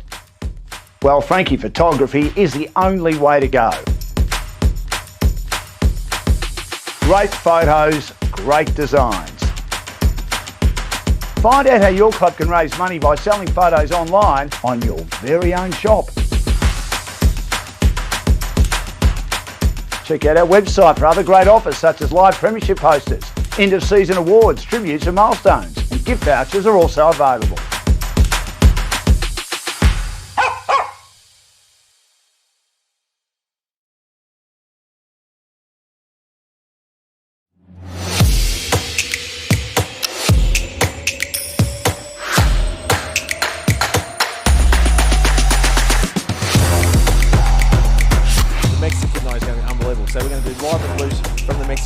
Ladies and gentlemen, big round of applause for everyone on the stage tonight. What an outstanding tournament it's been, Paul Wilson. Unbelievable.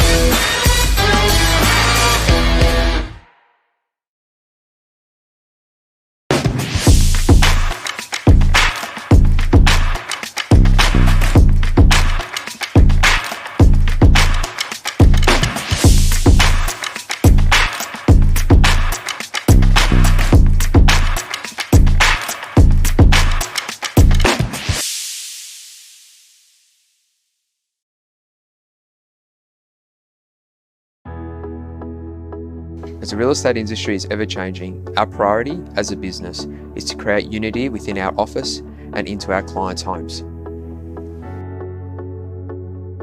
With regular training sessions, a solid support network, and plenty of in-house experience, we are proud of the difference we are making. Refining our team's skill set has led to significant growth over the last year.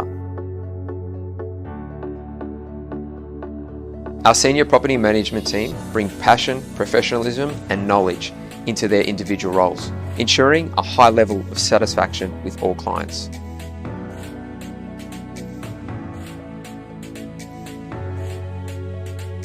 With the introduction of new marketing strategies, we've been able to provide clients with the best possible reporting systems, allowing us to gauge success on each campaign. You know, it's one of the most stressful things you can do to sell your home.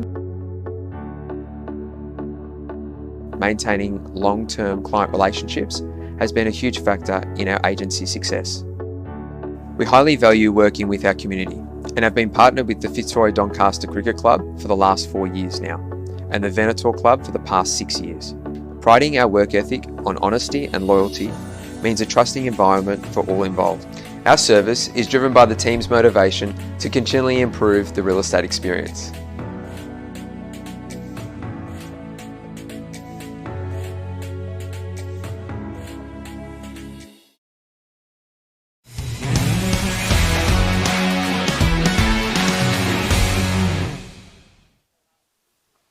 So it's quarter time. It's just about to start. The Parkside players are making their way to their positions. So I thought I'd mention a couple of our loyal sponsors here at Game Face. Thank you to Grange Meat Co., Proven's Minor 10, and Woodward's Manningham. And the umpire throws the ball up to start the second quarter of the game. Great tap down by both players. It touched both their hands, but it finds its way to the ground. Witherspoon's in there as always, and Graham tackles, but another reset here. So the umpire will ball the ball up again. A bit muddy, that football. Great work by Canterbury. They get a boot to it inside their 50. And a brilliant intercept mark by Richards. Richards runs. Kicks it onto the wing. Can't find a teammate. It's still bouncing towards the boundary. And the ball has rolled over the boundary line. So it will be a throw in here, as the boundary umpire finds a way to get rid of that mud off the footy. Good tap down. Canterbury and Parkside battling it out. Can't see who's got it, but they've been tackled well. It's still on the ground. Canterbury players there. Tries to get the hand out.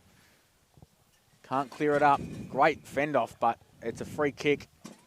And it's Parkside football. Looks like Graham, who's been really busy so far this game. Runs past the opponent. Takes them on.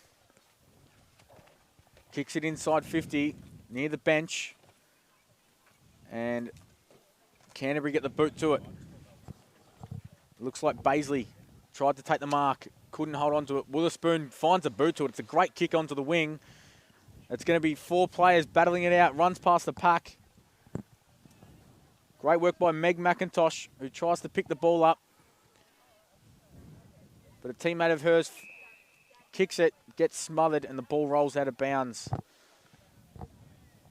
So it's another boundary throw in on the train station side of the ground. Nice and high throw in there. And the umpire's blown his whistle. That's another throw in. Yeah, you had to have another go there, Doff. Thank you very much so far for your work this afternoon. Your first crack at things. You're going very, very well so far as well, young man. So thank you very much for being here. Parkside are kicking to the tennis club end of the ground here in this second quarter. Very impressive start too. They've been good early. Ball bobbling around. No one really getting possession of it here. Canterbury trying to get the ball out. They're not just quite yet.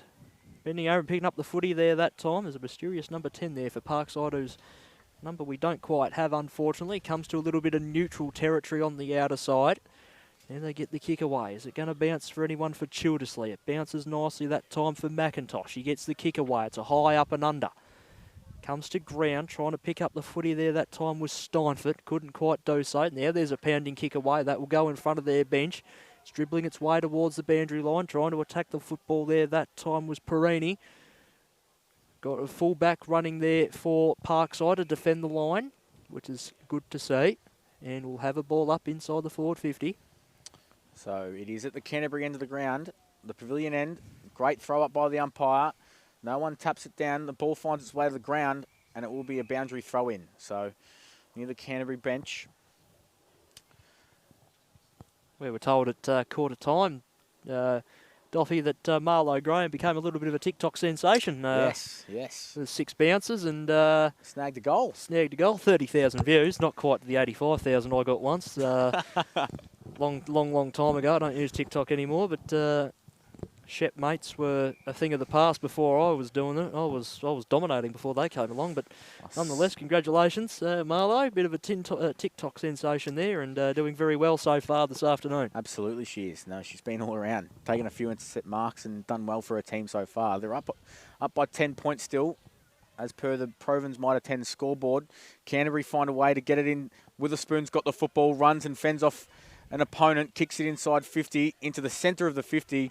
And it's a great mark there by Christina. Got to go. No, keeps going. Sorry. The ball's still bouncing. I can see Lucy Woods tries to pick it up, gets tackled, and the ball is being thrown to the umpire for a ball up in the centre of the 50. Over to you, Liam. Yeah, thanks, Doff. Ball back up in the air. Big slap, try to clear the pack by Astopakakis. Apologies if I said that wrong. I'll have another proper look at the names in a second. Ball bobbling around the forward 50. Handball came to Richards that time. She went for a little bit of a run, kicks a tumbler down the line, slipped through the hands that time of Wotherspoon. All around the broadcast side here, neutral territory for both teams. Wotherspoon couldn't quite get it out again, nearly pushed to the ground without it.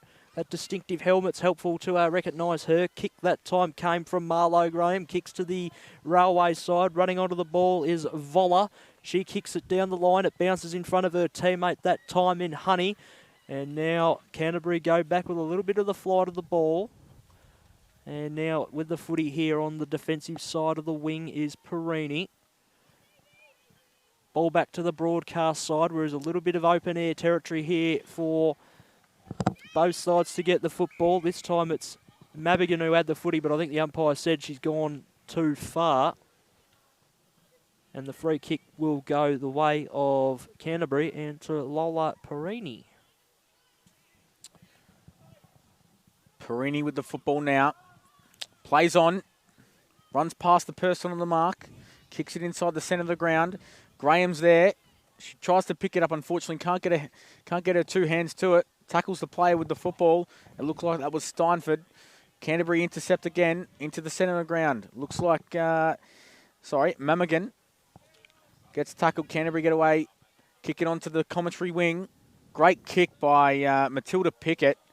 And Witherspoon's there. Fends off the opponent again. Finds a boot to it towards their 50. It's a 2v1 contest. And I'm not sure who that was. It looks like that was Phoebe Rogan, who handballs it to a teammate, and that teammate gets pinned for holding the ball. So it is Parkside's football, and with the football now, we've got Harper Geary, who kicks it to the commentary wing. And we've said this name a few times. Marlo Graham runs away with it, gives the hands off, over to Mamigan, who gets tackled, and the umpire's paid holding the person. So Mamigan with the football. They're kicking to the tennis club end of the ground. Mamigan gets a boot to it, kicks it to the top of the 50, bounces. There's 4 players in and around it. No one grabs it. It's still bouncing. Great work there by Parkside. They kick it into the 50, but a Canterbury defender's there. I didn't get the number. My apologies. Graham tries to intercept it, but a great spoil there by Emma McIntosh. There's 2 McIntoshes out there today. But Graham gets the football, and it's another great smother by a Canterbury player, and it looks like that was Charlie Dalton. Out onto the wing. Here goes Phoebe Rogan. Kicks it inside the 50, over towards the bench. Running onto it now is Charlie Dalton. Tries to pick it up, but gets pushed out the way by her opponent, and the ball's still on the ground. She finds a way to pick it up and gets it on the boot towards the 50. Marlo Graham's there, but it bounces through the pack of players. And Parkside pick up the football, give the hand off, it hits the ground. It's still bouncing around somehow. Canterbury get a hand to it. It's still rolling. Rolling and rolling. Canterbury get a handball out. And Witherspoon kicks it towards goal, but there is a Parkside defender who takes the mark, and it looks like that was Harper Geary. Kicks it towards the far end of the ground. Or far side of the ground, sorry. Witherspoon with the football, fends off her opponent, runs past another, takes a bounce, kicks it into the centre of the 50, and it's a great mark by Christina Aspolitakis. Sorry about that. It's a bit of a tongue twister, but she's got the football directly in front of goal, about 25 metres out. And she has a ping at goal. It's not a bad effort, but Witherspoon takes the mark just inside the goal square on a slight angle towards the pavilion, and it looks like she'll have a shot at goal. Yeah, she will, Doff. She's on a slight angle. Kick is on the way, and there's the first of the afternoon to the Canterbury Cobras, much to the delight of the family and friends here, courtesy of Elizabeth Witherspoon. They're away 1 straight 6 they are. Parkside 1-4-10 into the 10th minute of play on the Provins Mitre 10 scoreboard. And that's some good reward for effort to the Canterbury girls there, Doff. They'll definitely take that. So it's a 4-point game. This will make it interesting, heading towards half-time. 9.5 minutes into the second term. So we'll have another restart, the second restart of the afternoon. The umpire throws it up. Bit of a tap to it there by Aspolitakis. Hits the ground. Gets tackled there is Hayley Jones. But Parkside get a boot to it towards their 50. And it's a great work there by Emily Wine, who tries to take the mark and gets it tapped out of her hands. But Parkside have the football again. Witherspoon tries to tackle. Great tackle. And there's Spur that tries to get a boot to it, but gets pinged for holding the ball. And Witherspoon's got the football. Witherspoon plays on now. Just couldn't quite get under it as enough as she would have liked. Picking up the ball there was Williams, but she's tackled straight away that time by Goddale. Now the Cobras go backwards, I should say, to go forwards. Aspolitakis' kick was a high up and under it. It's come off and the mark has been taken by Jones. Jones in that muddy pit part of the ground there, dead set in the middle. Turns it over, mark taken there that time by Pickett. She plays on straight away. The kick carries the pack and it's gone out the back, and running onto the footy was Petroso. She was able to pick it up, but was met with a solid wall of Cobra's defenders, and the umpire will eventually call for it. No, he was about to blow the whistle, lets them play. Clearing kick comes back to the diddle of the ground, rolling around in that mud pit. Can they get a clearing handball? They did. It was clever. The umpire said a sling tackle it was, and the free kick will go to the way of Coolidge, I think it was. Kick to the forward 50 there was missed by Lola Petroso. She nearly brought the ball down to ground. Now the Cobras will fight and scrap their way. Been impressive so far, both teams today. Been a good game to watch. Ball comes to the middle of the ground. Geary's over the top of the footy. Couldn't quite pick it up. She did in the end. Tried to give it off to a teammate, but there was no one there ready to receive the footy. Witherspoon was there. Gave it off to a teammate. Now they scrapped the ball forward. It ran passing it at a bit of an inopportune time was Dalton. It's going a bit tit for tat at the moment. You'll get the footy back. I'll give the footy back to you, and we'll give the footy back to you as well. Witherspoon's handball couldn't find one of her teammates there, and now the ball has been wrapped up, and I need a drink, Dolph. Well done, mate. Well done. So the umpire balls it up. Good tap down by Aspolitakis towards the 50, and she goes again, picks up the football, gives the hands off. And there's a couple of Canterbury players there. I can't get the number of that player. Kicks it up into the air, and it's nice and high. And it's a great mark taken by Phoebe Rogan. About 25 metres outside the goals. Just sat underneath the footy there. Yeah, did really well. Really well. Kicks it towards the goal. It's a great kick. And a Canterbury player runs onto it, and looks like that was Kiara Samariaki. Sorry about the mispronunciation there. I'm sure that was mispronounced, but the ball rolls onto the commentary wing. Parkside get the boot to football, and it's a bit of a scramble because it's still bouncing. Marlo Graham, as always, is in there, and the umpire will ball it up again. Over to you, Verdo. Don't be too hard on yourself on mispronunciations, mate. It happens all the time. Samarananaika might be a better way of potentially going around things. I like it. Ball back up in the air, slapped out of the ruck that time by Polistakis. Comes to Lowry. And now it's going to go forward. That sounded nice off the boot. Nice big thud off the muddy footy. Best sound in football. Bounced very kindly there that time for McIntosh. And now the ball's just gone out of bounds on the outer side wing in front of Woods before she could control the football. So into the second little half of this second quarter, it's a 4-point margin. A little bit of a breeze blowing coming from behind me, so not too good for the feathers on the head. Wotherspoon's quick kick to the top of the square was a good one. It just fell through the hands of one of her teammates on the goal line, and that was McIntosh, and it's gone through for a behind. So 1-1-7 now, the Canterbury Cobras. And Parkside a 1-4-10. Both sides have been good today. Wotherspoon has a big shoe in her. She does indeed. Work. And we go on nearly 14 minutes here in the second quarter. So Parkside, their defender, plays on out of the goal square, kicks it towards the commentary side of the ground. It's a bit of a scramble. Great work there by Annabelle Goodall, who gets it on the boot towards Aspolitakis, who kicks it towards the goal. It's going to bounce, but an intercept mark by Parkside again. Unfortunately, I couldn't get the number of that player. Whoever it is, she did absolutely amazing and gets it towards the outside of the 50. It's a big kick. Canterbury get the football again. And it looks like Lucy Woods takes the mark and gives it off. And I'm not too sure who that was, but it's a great goal. And Canterbury are now in front on the Provins Mitre 10 scoreboard. 2 goals, 1-13 to 1-4-10. And we're just over 14 and a half minutes into the second term. Yeah, that was Lucy Woods, the 8. Lucy Woods. Oh, she didn't give it off. No, she played on. Sorry, I didn't actually look like she did, but well done by Lucy Woods. She went for a gallop and slammed it through the middle. No complaints there.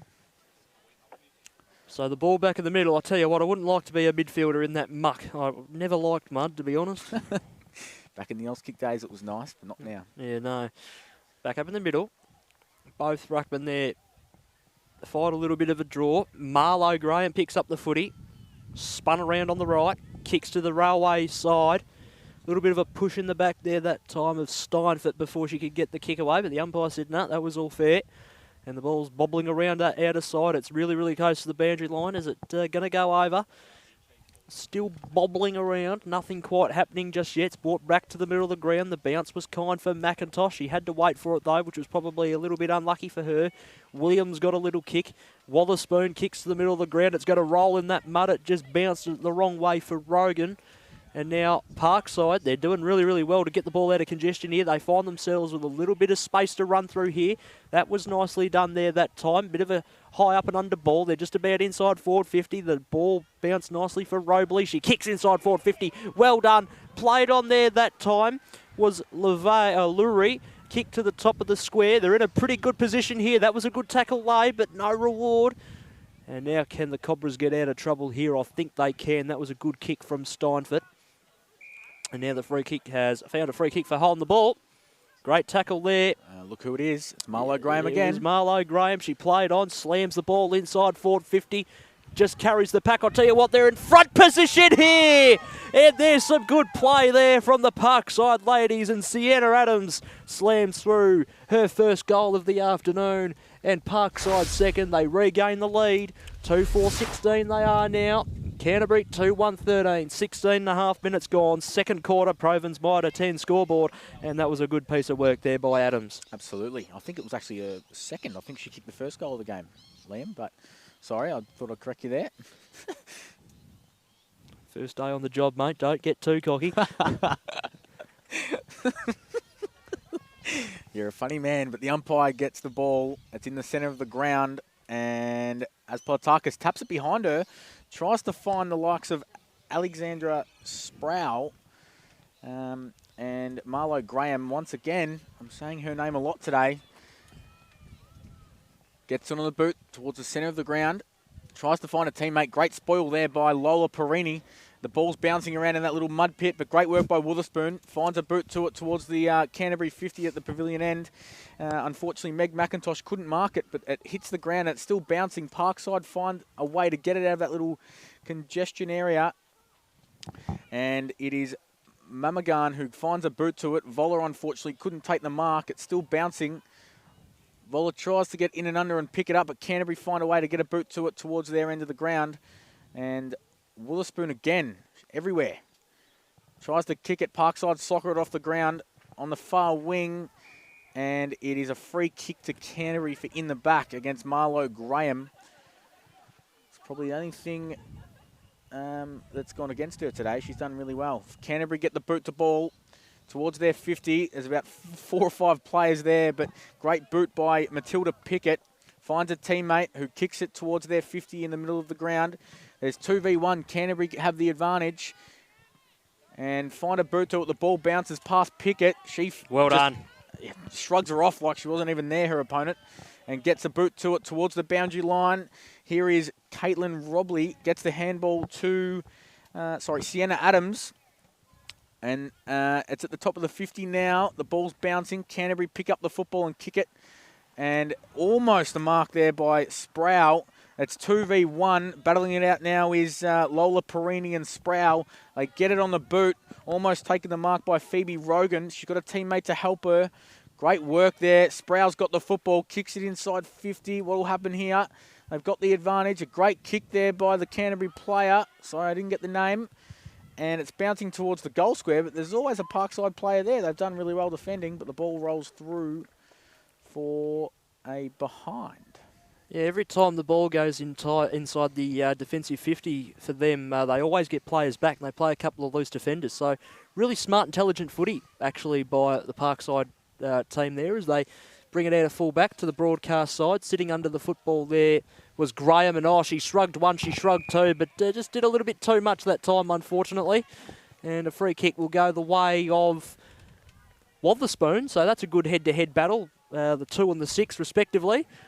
Wotherspoon, she'll slam it inside the forward 50 on that right boot. Ooh. It's carried the pack, it's gone out the back. This is where the loose defenders come in happy. Would they be content with the behind here? That's pretty smart defending, it has to be said, and they do concede there. So 2-2-14 to 2-3-15, sorry, to 2-4-16 at half-time. Parkside with that slender lead. Been a cracking game of footy so far. And you seem to think that both goals were kicked for Parkside by Sienna Adams. Yes. Jaden, that's correct. Yep. And the goal kickers for Canterbury, Wotherspoon with one. And who kicked the other one, mate? That was in the first quarter. Oh, that's a good question, actually. Sorry, I don't remember. I do apologise. But it is a very good contest so far. So we'll go into half-time with a point of difference. And the away team are up by a point on the Province Mitre 10 scoreboard. Thank you very much, Jaden. A very good debut by you so far. Just don't get too cocky, son. And with that being said, we'll take our half-time break. We'll be back shortly, and in the meantime, get your game face on.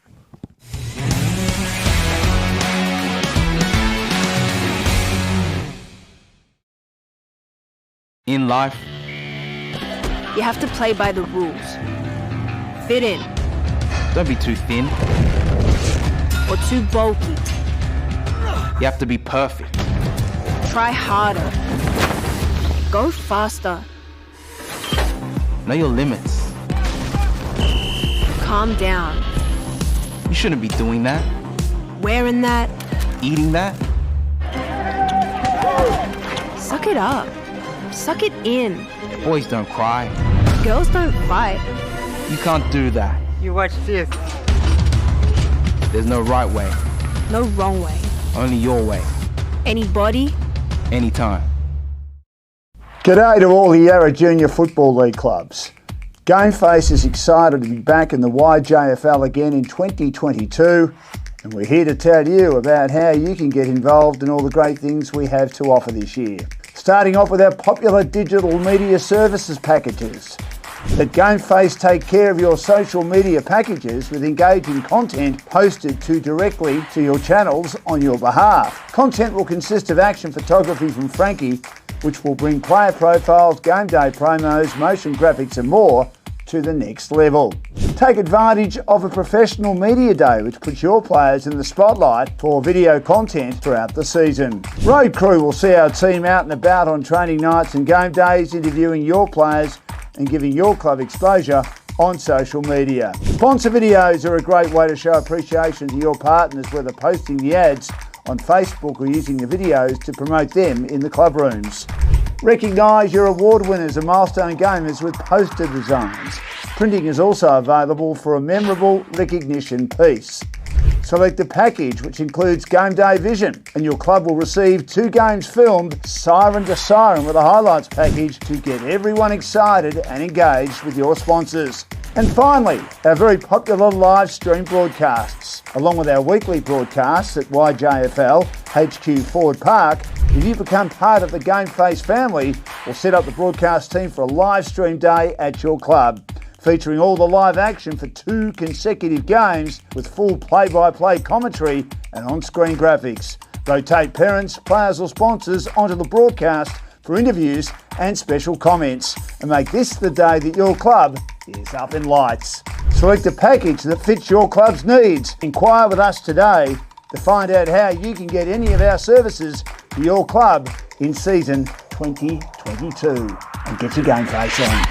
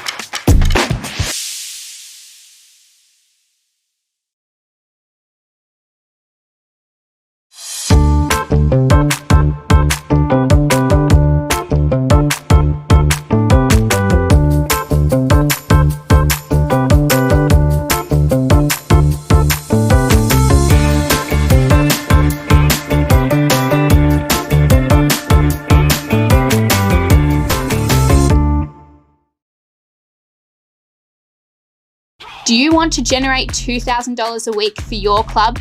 Stand out from the crowd of generic websites? Now that I have your attention, let me walk you through how ClubZone can supercharge your fundraising. Is it time for your club's website to be upgraded to a new, easy-to-use platform? Create a ClubZone website and experience the new benefits today. It's time to supercharge your fundraising. ClubZone is everything your club will need to raise money. It's time to have an all-in-one website for your club's important news, information, sponsorship, e-commerce, ticketing, membership, and much more. There is no need to complicate things with cash when you can run everything through your website. Get your own online store to sell anything and everything. Memberships, apparel, merchandise, memorabilia, and more. For the club that has to juggle everything, ClubZone's easy-to-use and easy-to-build website solves your problems.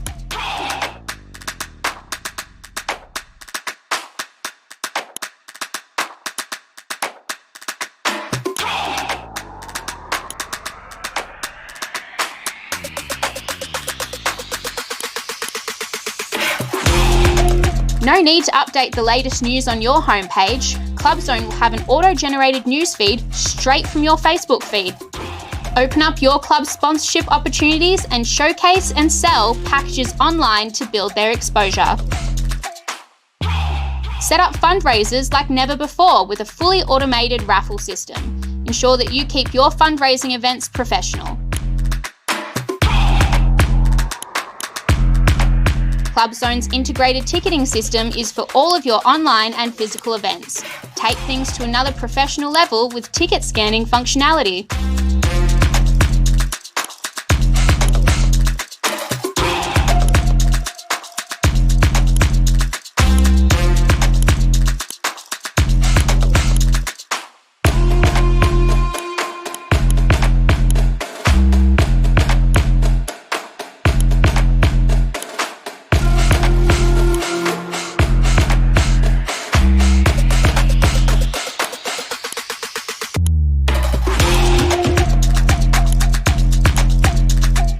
We know help desk tools are one of the most integral tools when it comes to supporting our customer base successfully. That's why we are constantly building on our in-depth information centre for your use. Get the full ClubZone experience for just $14.80 a week.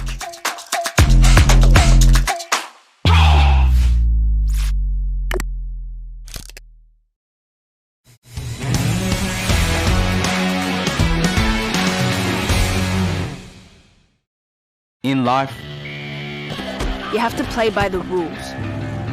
Fit in. don't be too thin. Or too bulky. You have to be perfect. Try harder. Go faster. Know your limits. Calm down. You shouldn't be doing that. Wearing that. Eating that. Suck it up. Suck it in. Boys don't cry. Girls don't fight. You can't do that. You watch this. There's no right way. No wrong way. Only your way. Anybody. Anytime.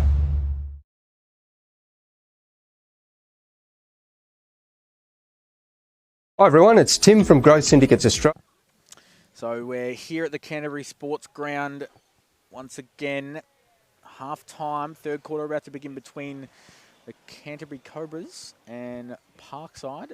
The Province Mitre 10 scoreboard tells us it is a 1 point game, 2-3-15 to Parkside 2-4-16. And the umpire's got the football in the centre of the ground, just waiting for the players to prepare and get to their positions. And we will get it started in the third term. Aspolitakis gets a tap to it towards their end of the ground. They're kicking towards the left of screen. Witherspoon's there. Unfortunately can't pick it up, but a Parkside player soccers it off towards the boundary line. And they've got a bit of space here, but Canterbury find a way to pick it up. Great work there by Maggie Steinford. She gets tackled. Two Parkside players fight for the football with her, and Steinford tries to tackle.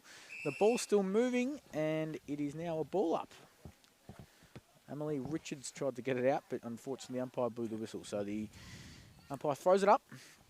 Canterbury with the tap again towards their goal. It's great work by Aspolitakis in the ruck there, but looks like Phoebe Rogan has picked up the football and kicked it towards the goal square. And Canterbury have kicked... they've just missed it. So to the left of the goals, unfortunately, and I'm not too sure who that was. It was Kiara Samaranaka. Thanks, mate. You got that 14. Right. So Parkside now have the football out of their defensive 50. They play on. I'm not too sure who that is, but they get it on the boot really well. Outside the 50, Parkside get it on the boot again. Unfortunately, didn't get the number of those last two players, but it rolls onto the wing. And a Canterbury player tries to soccer it, picks it up. Marlo Graham's there. Unfortunately, doesn't get her hand to it. And Mamigan gets it on the boot. And running onto it now is Voller. Unfortunately, can't grab it. And the ball's still bouncing. Great work by Witherspoon. Picks it up and gets a boot to it. And it looks like there is great tackle. Sproul, who gets tackled. The ball bounces, and Parkside now have the football, and they find a way to get it on the boot once again. And it's a great mark by Voller, just outside their forward 50. So Voller now wanted to go left, but instead has to go right. Just bounced short there that time of Geary. And now that's going to be wrapped up on the... no, the umpire's letting them play, but he now eventually calls for it and will have a ball up. So, up it goes. See, we've been impressed with the ruck lady for Canterbury today, and Christina Astopala. I can't even say it, Doff, help me out. How do you say it? I'll say Aspolitakis. Yeah, she's been good. She's been doing the round arm sort of punch out of the ruck, so that's really, really good by her. Just on a personal note, it's really good to see that sort of skill developed at such a, in that medium sort of age, and particularly in the women's game. So, ball's gone back inside the forward 50 here for Canterbury. Trying to barge through was Rogan. She couldn't quite do so. Now the ball comes out the back, and that was Rogan once again. She just did a little bit too much there that time. The umpire's pinned out a free kick for holding the football, so Parkside will just reload from their defensive half. Parkside get the boot to it. Outside, just inside the 50, sorry. I'm not too sure who that is. They try to get a handball, but a Canterbury player tackles. It looks like it was... No, not Witherspoon, sorry. Parkside try and run away with it, but they get pinned for holding the ball, and Canterbury have now got the football just outside their forward 50, near the Parkside bench. That's a great kick up high. Who's going to get there? They tap it down. Witherspoon's there. Said her name a lot today. Kicks it into the far pocket, and the ball will roll out of bounds for a throw-in. And the ball will stay on the ground, but will they hit the scoreboard here? Hasn't been up their end of the ground too often today. Boundary throw-in. Great work. can't get a tap to it. It hits the ground. Parkside player picks it up and gets a boot to it, but it's smothered by another Canterbury player. I can't see that. Witherspoon's got the football, gets tackled, gets it out somehow. Great work by Goodall, who runs, gets tackled, but then she fends him off and the ball's bouncing and it's almost out of bounds, but Parkside find a way to get a hand to it. Voller gets tackled. The ball hits the ground once again along the boundary, and it's still staying in somehow. They're all fighting for it. Parkside get a boot to it, and great work by Perini, who kicks it inside the 50 and unfortunately can't find one of her teammates, and an intercept mark there by Parkside once again. Holding up quite well, Parkside, in their defence. Can't quite get it through the Cobra girls, although they're going to push once again, this time through McIntosh. Her kick inside 50 was cut off once again. There's another defensive mark taken this quarter so far by the Parkside side. And they bring it out to the Railway side. Now they've got a little bit of galloping here. They go for a gallop. Kick towards their attacking 50. They're playing without a bench as well, it has to be noted. So that's a real credit to them. Well, actually, both sides are ball bobbling around, attacking side of the centre square for Parkside. Can't quite get it forward. Picking up the football there that time was Marlo Graham. She scraps the kick forward. Came off the shin that time of Jones for Canterbury. And now they've got to try and find something, although there's an absolute pack of numbers around this ball. Now they get it out this time. That was kicked away by Steinfort, high up and under, and it was intended for Goodale, and it's gone out of bounds for a throw-in. So the volunteer boundary umpire will throw the ball in. Looks like the two number 20s are battling out in the ruck, but it goes behind the ruck women, and they will reset it. So an additional boundary throw in here. The umpire will throw it in nice and high above the two number 20s, and they both tap it. It bounces in between them. Unfortunately, they can't find a player, but Witherspoon finds a way to pick it up. It gets smothered. Graham's in there. She sockers it along the ground to try and find some space. Unfortunately, can't. A couple of Canterbury players stop it from going past them, but great work there by Parkside. They get it on the boot inside their 50, nice and high, and it's a good contest. It bounced between two packs of players, and Parkside have run onto it. I can't get the number of the player, number 17. It looks like it's Kayla Williams. Can't free it. It's still on the ground, and Canterbury pick it up and get tackled just outside the Parkside goal square at the pavilion end of the ground. And it will be a throw up by the umpire. In a dangerous position here, Parkside pushing. It's come out the back. Oh, that ruck tap's been good. Now they've got a shot on goal here, and it's gone across to the right, through from behind, off the boot there of Ava Lowry, and they're back in front by a point, 2-5 to 2-4 on the Province Mitre 10 scoreboard. 7 minutes gone, third quarter. McIntosh kicks it out of the goal square, and it's a great kick. Got a really good shoe on her. It bounces in front of the pack that she tried to kick it to, and it's still a bit of a scramble to pick up the football. There's about 5 players in there. Witherspoon picks it up, gets it on the boot onto the far wing, finds some space, running onto it, or trying to, was Phoebe Rogan, but it bounces over the top of her head and finds a Parkside player who eventually tries to kick it into the forward 50, and it gets smothered. Parkside are in the middle and pick up the football. Canterbury try to, and it's a bit of a scramble for the footy again. They soccer it on the ground inside the 50. Running onto it is Voller. Unfortunately, can't get a hand to it. And it looks like number 7 for Canterbury, who unfortunately don't have the name, soccers it, and it goes into the pavilion pocket, and it will be a throw-in. Pushing very hard here, the Parkside side. They've just had the last couple of minutes of play on their terms, and they're just starting to get a little bit of control back on the footy, and this is in a very dangerous spot for them as the ball's quite honestly flung back into play. It's carried the rucks. It's gone right out the back, and the meterage has been gained a little bit here for Canterbury, although it's just starting to heat up a little bit now as the ball's starting to fumble and bobble around as no one can really gain any possession, although there's a kick that time from Robley, who goes inside forward 50. Who's out the back to meet the fall of the ball? No one in particular. Now it comes out the back to Witherspoon, who kicks it forward, just comes off the body there that time of Jones. Still fighting for the ball here, both sides. No one's still able to gain proper possession of the football. Comes out the back, comes to Petroso. Oh, by gee. Smothered off the boot there by Witherspoon, and actually she'll get a free kick for a hold. She had her run impeded. What a contest so far. I'm actually really enjoying this at the moment. It's been a bit of end-to-end. It looks like Witherspoon finds a boot to it onto the far wing and finds a teammate in Phoebe Rogan, who takes a brilliant mark. and will play on. Tries to run past the person on the mark, unfortunately can't, and kicks it behind a pack of players. 2v1 here. It looks like her teammate of Charlie Dalton tries to battle it out with 2 Parkside players who eventually clear it. Rogan's got the football now again. Gets it on the boot along the boundary line, and the ball will roll over. Or is it out on the full? Out on the full, Doc. Out on the full. So Parkside's footy. Gets a boot to it. Onto the wing. Great work there by the 2 Canterbury players who found a way to shepherd and get it on the boot towards the 50. I can't see who that is. Doesn't have a Great number, tackle. but the Canterbury player gets absolutely smashed into the ground, and it's holding the football.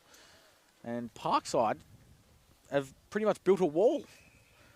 Yeah, sort of like Trump's Wall of Mexico sort of stuff there.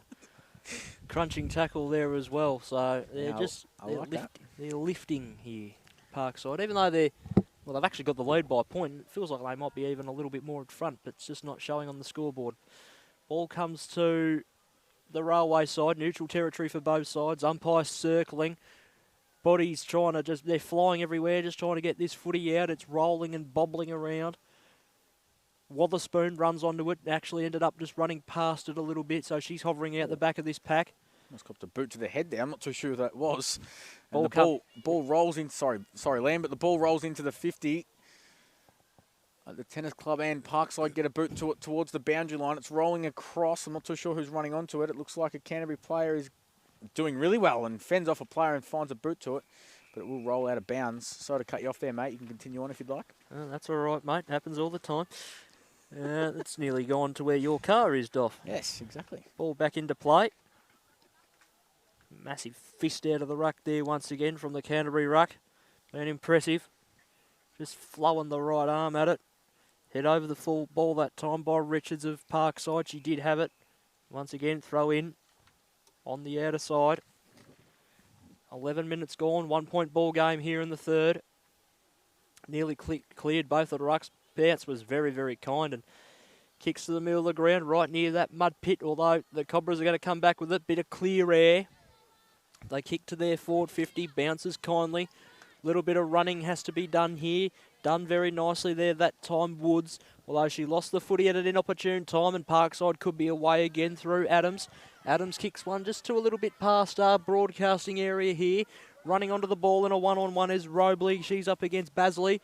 Robley wins out that time. Well done. Kicks it forward. Just dribbled a couple of times. Ball just being run over there by Pippa Kluge.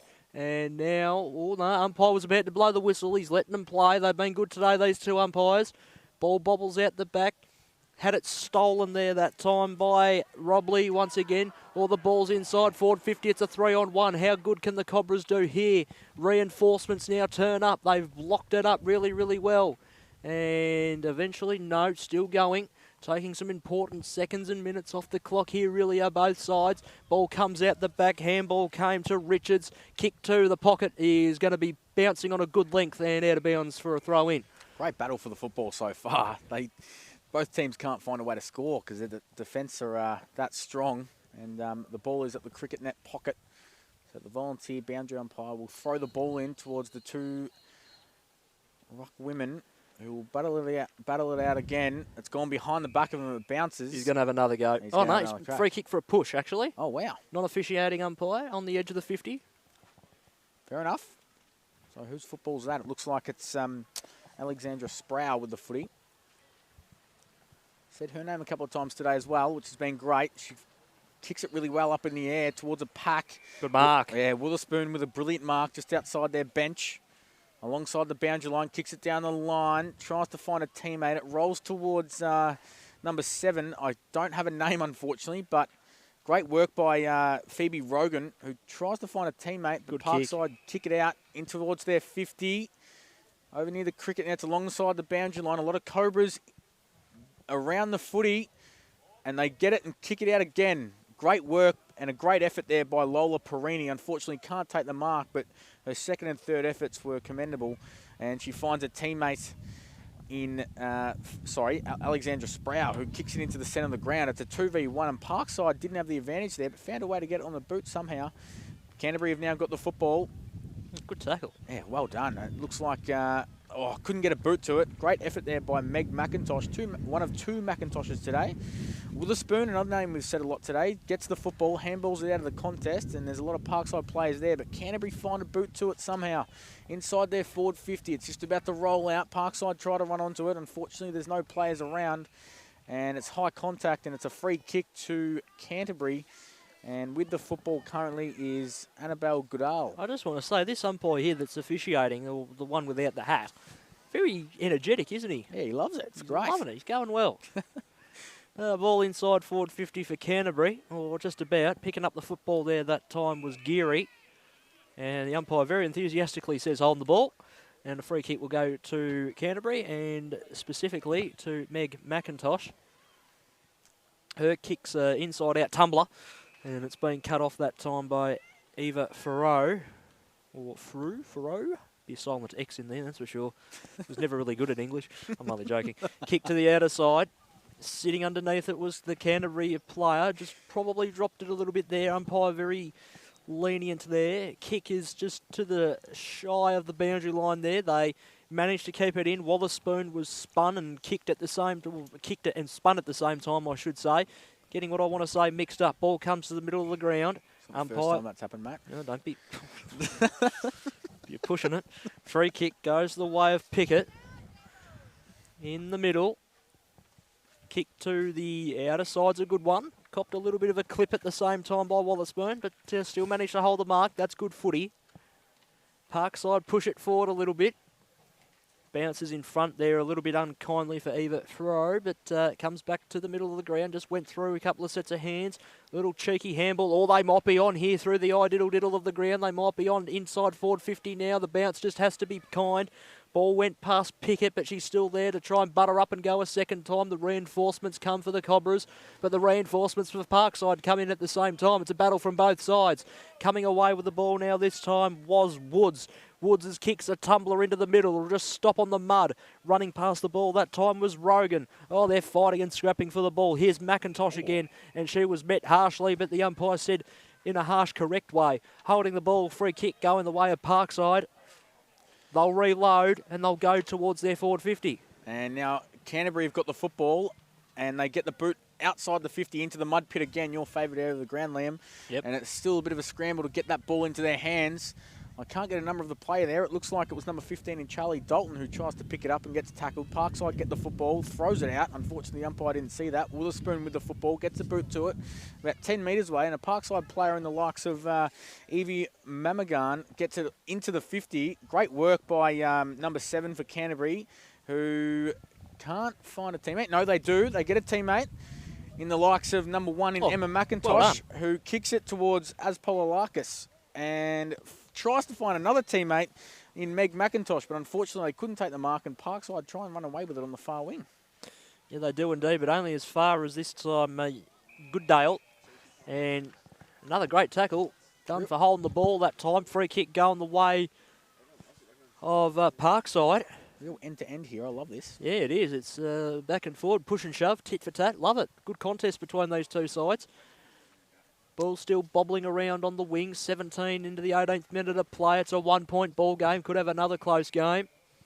Umpire calls for it. It's just inside forward 50 for Parkside.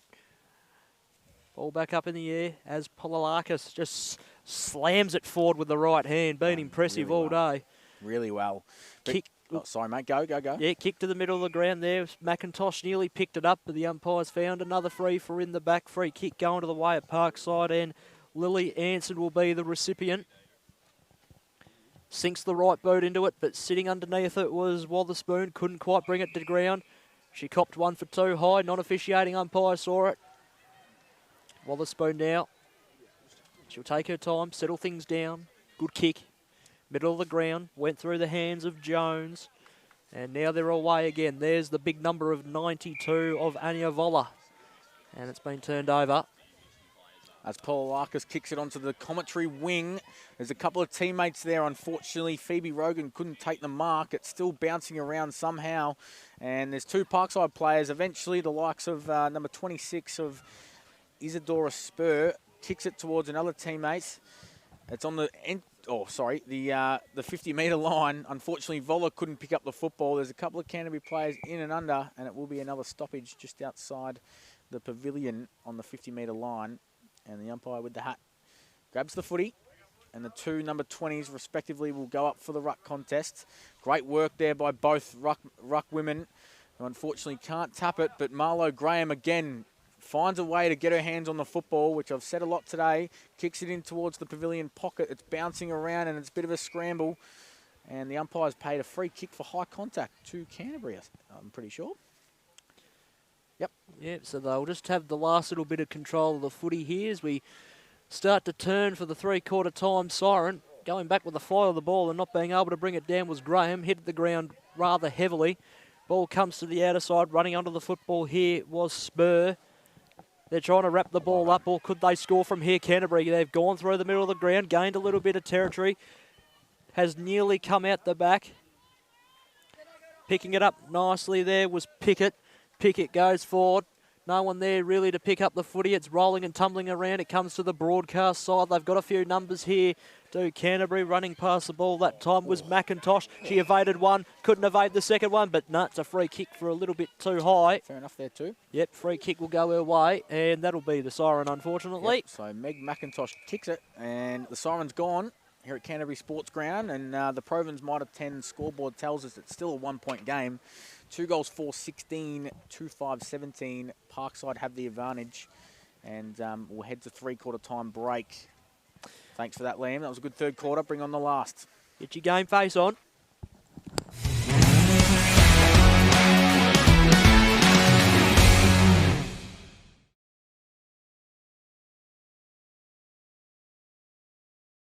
Hi everyone, it's Tim from Growth Syndicates Australia, and we're financial transformation specialists. Our clients are eliminating their mortgage in a much shorter period of time, creating more wealth and boosting their super. This is all done without impacting their lifestyle.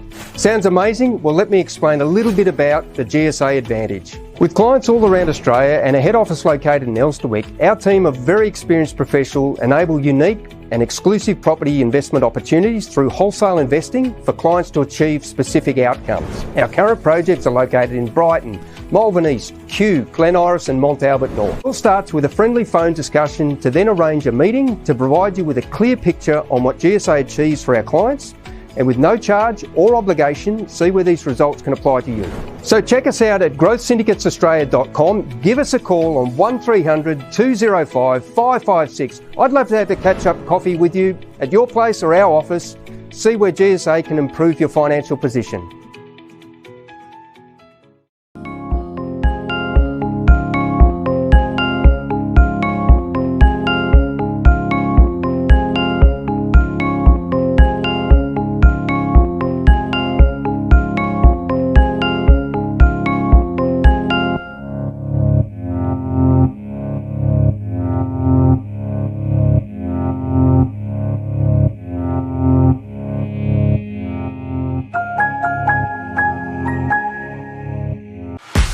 Have you had your team photos done yet? Well, Frankie Photography is the only way to go. Great photos, great designs. Find out how your club can raise money by selling photos online on your very own shop. Check out our website for other great offers such as live premiership posters, end of season awards, tributes and milestones, and gift vouchers are also available.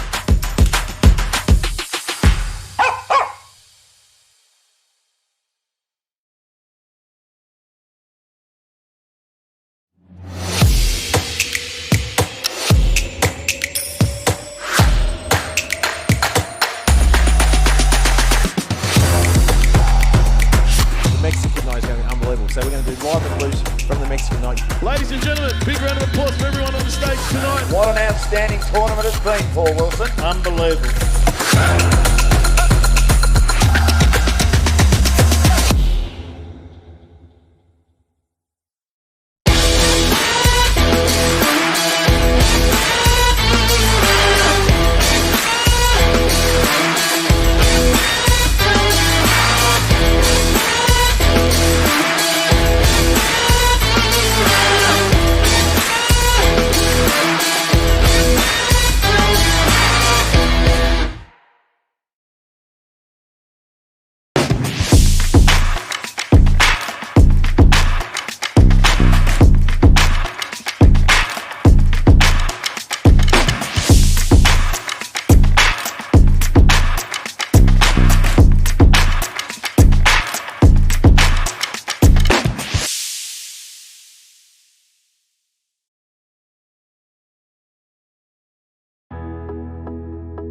As the real estate industry is ever changing, our priority as a business is to create unity within our office and into our clients' homes. With regular training sessions, a solid support network, and plenty of in-house experience, we are proud of the difference we are making. Refining our team's skill set has led to significant growth over the last year. Our senior property management team. Welcome back to the Canterbury Sports Ground. We're about to turn for home here in the last quarter. Parkside lead Canterbury Cobras by the 1 point, and just while the players are getting into their positions, Doff, you've got, I think you've got a sponsor read to go through for us. Absolutely, I do, yeah. We've got some loyal sponsors here at Game Face that support the coverage, the likes of Woodards Manningham, Proven's Mitre 10, Grange Meat Co., the Seafood Station, and Domino's in Camberwell. And I've heard you don't mind a bit of Domino's, Verdo. Oh, love it, mate. $5 pizzas down there. They're down there at Burke Road, Camberwell, down there, the Camberwell Junction there. As we're underway for the final quarter here, it's a 1 point ball game. Do we have a ring-a-ding-ding in the last quarter? Probably. Wotherspoon tried to get the ball out of the middle, couldn't quite find a target. She goes in there again.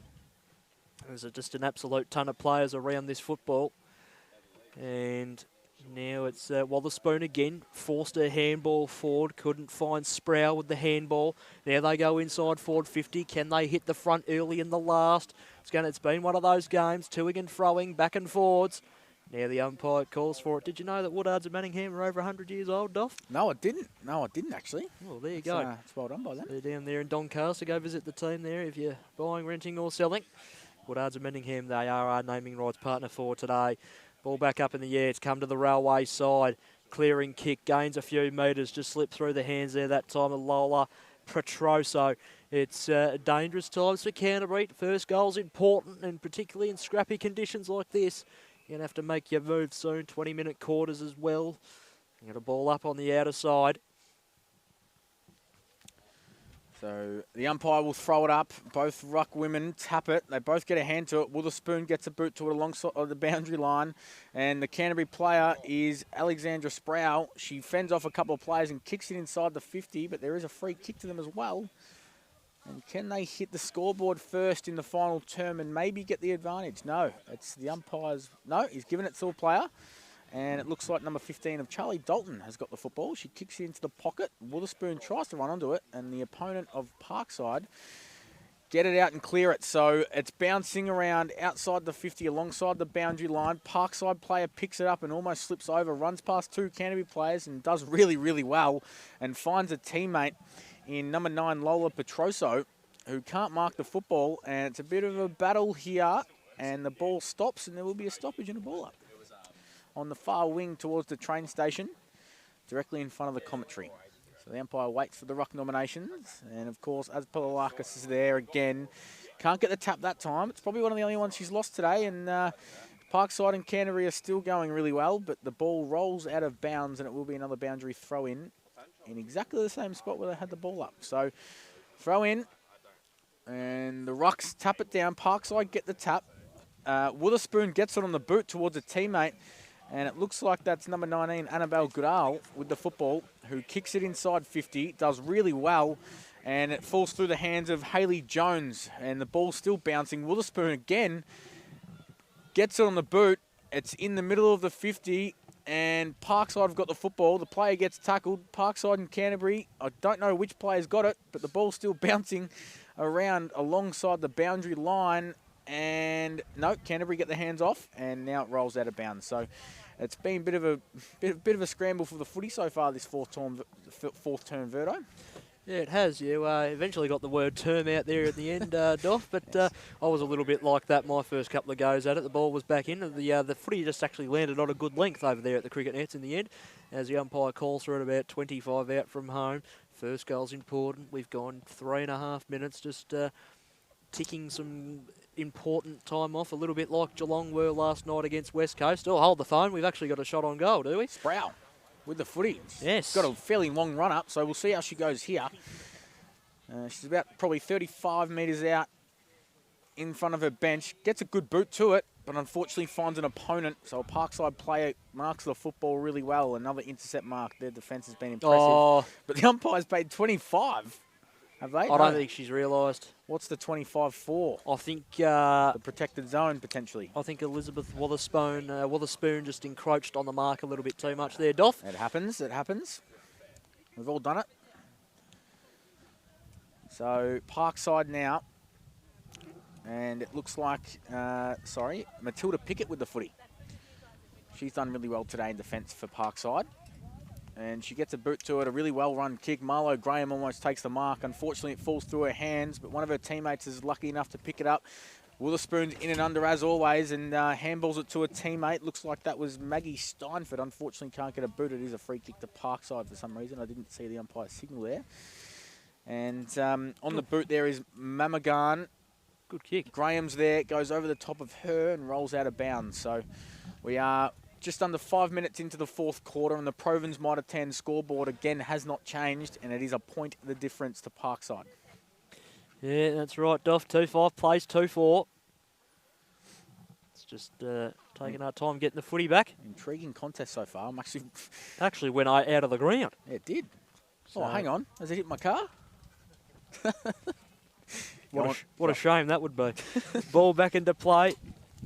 Farrow got the hit out, a little bit of a breeze, just blows behind this. That's nearly holding the ball, and the umpire must have heard me and pays that exact rule, and the free kick will go the way of Jones.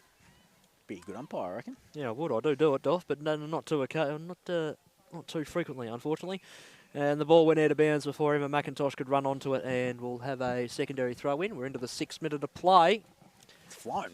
Yes, it has. Time flies when you have fun, Doff. You'll learn that. I'm having a lot of it. Big day as well for the Canterbury Football Club here. They've got a media day from all reports. Yes. McIntosh couldn't run onto the footy, so yeah, big media day on after this over there in the social rooms over there. So they'll be flocking in there to get a photo, I'm sure. Yeah, it won't be a photo with me like I've had happen in the past, but nonetheless, it'll be a big day, and they'll see all sorts of content later uploaded to Gameface. They do obviously a really good job trying to get one for the Furniture Gully Cricket Club this summer in early conversations with that. Ball back up in the air. Ball goes inside forward 50 for Canterbury. First time this quarter. It's tumbling towards the boundary. That wind's actually quite cold. Thank God we're nearly going home, Doff. Ball tumbling around. Head over the football that time by Woods. Couldn't quite pick it up. This time it's Perini with the ball. She lost it, picked up that time by Steinfurt. She was spun around and she lost it. Oh, barging her way through. Oh, taking a bounce. This is where the voice goes up, snapping around the body. Oh, would have lost the plot. The ball just bounces short, goes to the top of the square. That was a good run in the end. Oh, wow. And the ball's still in a very dangerous spot. Can they soccer it off the ground? This could put Parkside in a very good position scoreboard-wise. Oh. Ball goes to the top of the square. That's a goal. It's a sausage roll. You love one of them, Verdo. Well done by Parkside to get the goal. First goal of the fourth quarter. And we're just over 7 minutes, 7 points of difference on the Provins Mitre 10 scoreboard. Cobras 2-4-16 to Parkside 3-5-23. Hang on, Doff. You just keep calling while I get the number of that goal. Can you just... No worries. Who kicked that? Thank you. Yes, it is, Doff. Sienna, we just have to find 25. Sienna Adams, 3 goals. Well, she's probably kicked the goal of the day, snap around the body, and she's put herself in contention for the Domino's Camberwell Best on Ground. And the Grange Meatco goal of the day, yeah. Yeah, oh, happy days. Absolutely. Make me hungry. So the ball is thrown up, and it's a bit of a scramble for the football again. I've said that word a lot today, but the umpire will reset it. The 2 ruck women get the tap. Well done by Aspolalakis, who taps it to the left of her. Witherspoon soccers it along the ground. It rolls into the 50. There's a couple of Canterbury players around. Oh, Marlo Graham's in there. She just makes it her own little contest there, which is well done. And the ball rolls out. Witherspoon's in and under once again and cops one. And has the umpire paid a free kick there, or is it... No, it's a ball up. So the umpire with the hat throws it up. Good tap down by the Parkside ruck woman. Gets a teammate, and Canterbury get the football. Someone's sitting down on the ground and gives the handball off, and unfortunately they can't get it away. And the umpire's paid a free kick to Canterbury, so it looks like Witherspoon again with the footy. And what will she do with it? There's a lot of plays inside that forward 50 for Canterbury. She kicks it really well towards the back of the pack. There's a couple of Parkside players there. As Polalakis tries to get a hand to it, unfortunately it falls through them. And Canterbury pick up the football. It looks like that was number 8 in Lucy Woods. Couldn't kick it towards goal. Parkside tried to. Kicks it directly into the stomach of a teammate. And the ball's falling along the ground again. It's still moving somehow. Gets thrown up in the air. No free kick. Couldn't see who that was. And I still can't see who's got the football. There's that many players. And Canterbury get it on the boot, and they've kicked the goal. Unfortunately, I couldn't see who that was. I think that is... Keeping an eye on it, Dolph. Keep going. Keep an eye. But no, that's well done. So the Provins Mitre 10 scoreboard, it's tightened up again. 1 point the difference, 9.5 minutes into the final term. Meg McIntosh. Well done. 3-4-22 Canterbury to Parkside 3-5-23. And the away team still have the advantage as the ball gets, or makes its way to the centre of the ground, where you, Verdo, can do what you do best and call the centre contest for us. Thank you very much, Jaden. Very good debut from you. Couple of little smart comments towards me, but we'll take it on board. Ball back up in the air. That time the ruck hit out was won by Caitlin Robley. Good little tap forward. Wotherspoon, little dribbler, gained a few metres, but she was dealt with unladylike after she got rid of the football, and she'll receive the free kick. It's well done. Had a look on the football today. Yeah, she has, and that distinctive helmet. Yes, that helps. She'll slam the ball forward on the right foot. Does well. And kicks it towards the forward 50. It'll bounce in. It's alongside the 50-metre line. And there is number 4 in Alexandra Sproul, who kicks it inside the forward 50. It bounces. Unfortunately, it falls through the hands of Meg McIntosh. Another McIntosh there. And she's still got it. She's getting up and trying to run away with it, but the umpire will say, nope, it's my ball. Blows the whistle and we'll throw it up.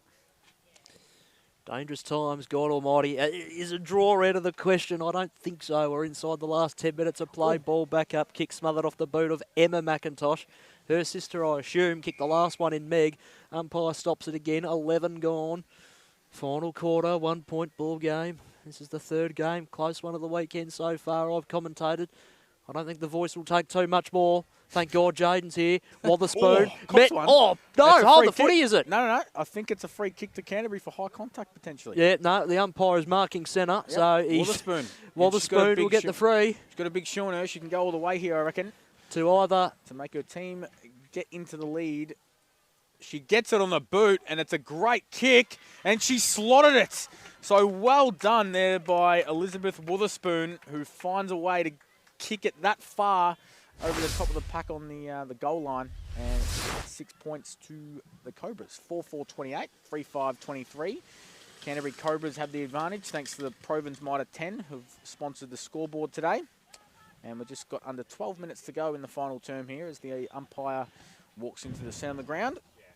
And he'll throw the ball up once again for another restart. The two ruck women make it a good contest. They tap it into each other's hands. Parkside try and get a boot to it. Unfortunately, it falls short.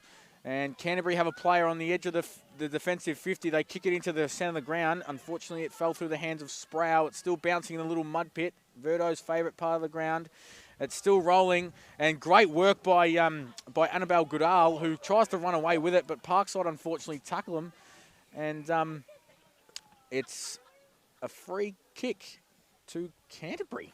Sorry, I was a bit unsure there, but looks like the football is in the hands of Phoebe Rogan, who kicks it really far into the forward 50. Parkside player, unfortunately, has the football roll through her hands.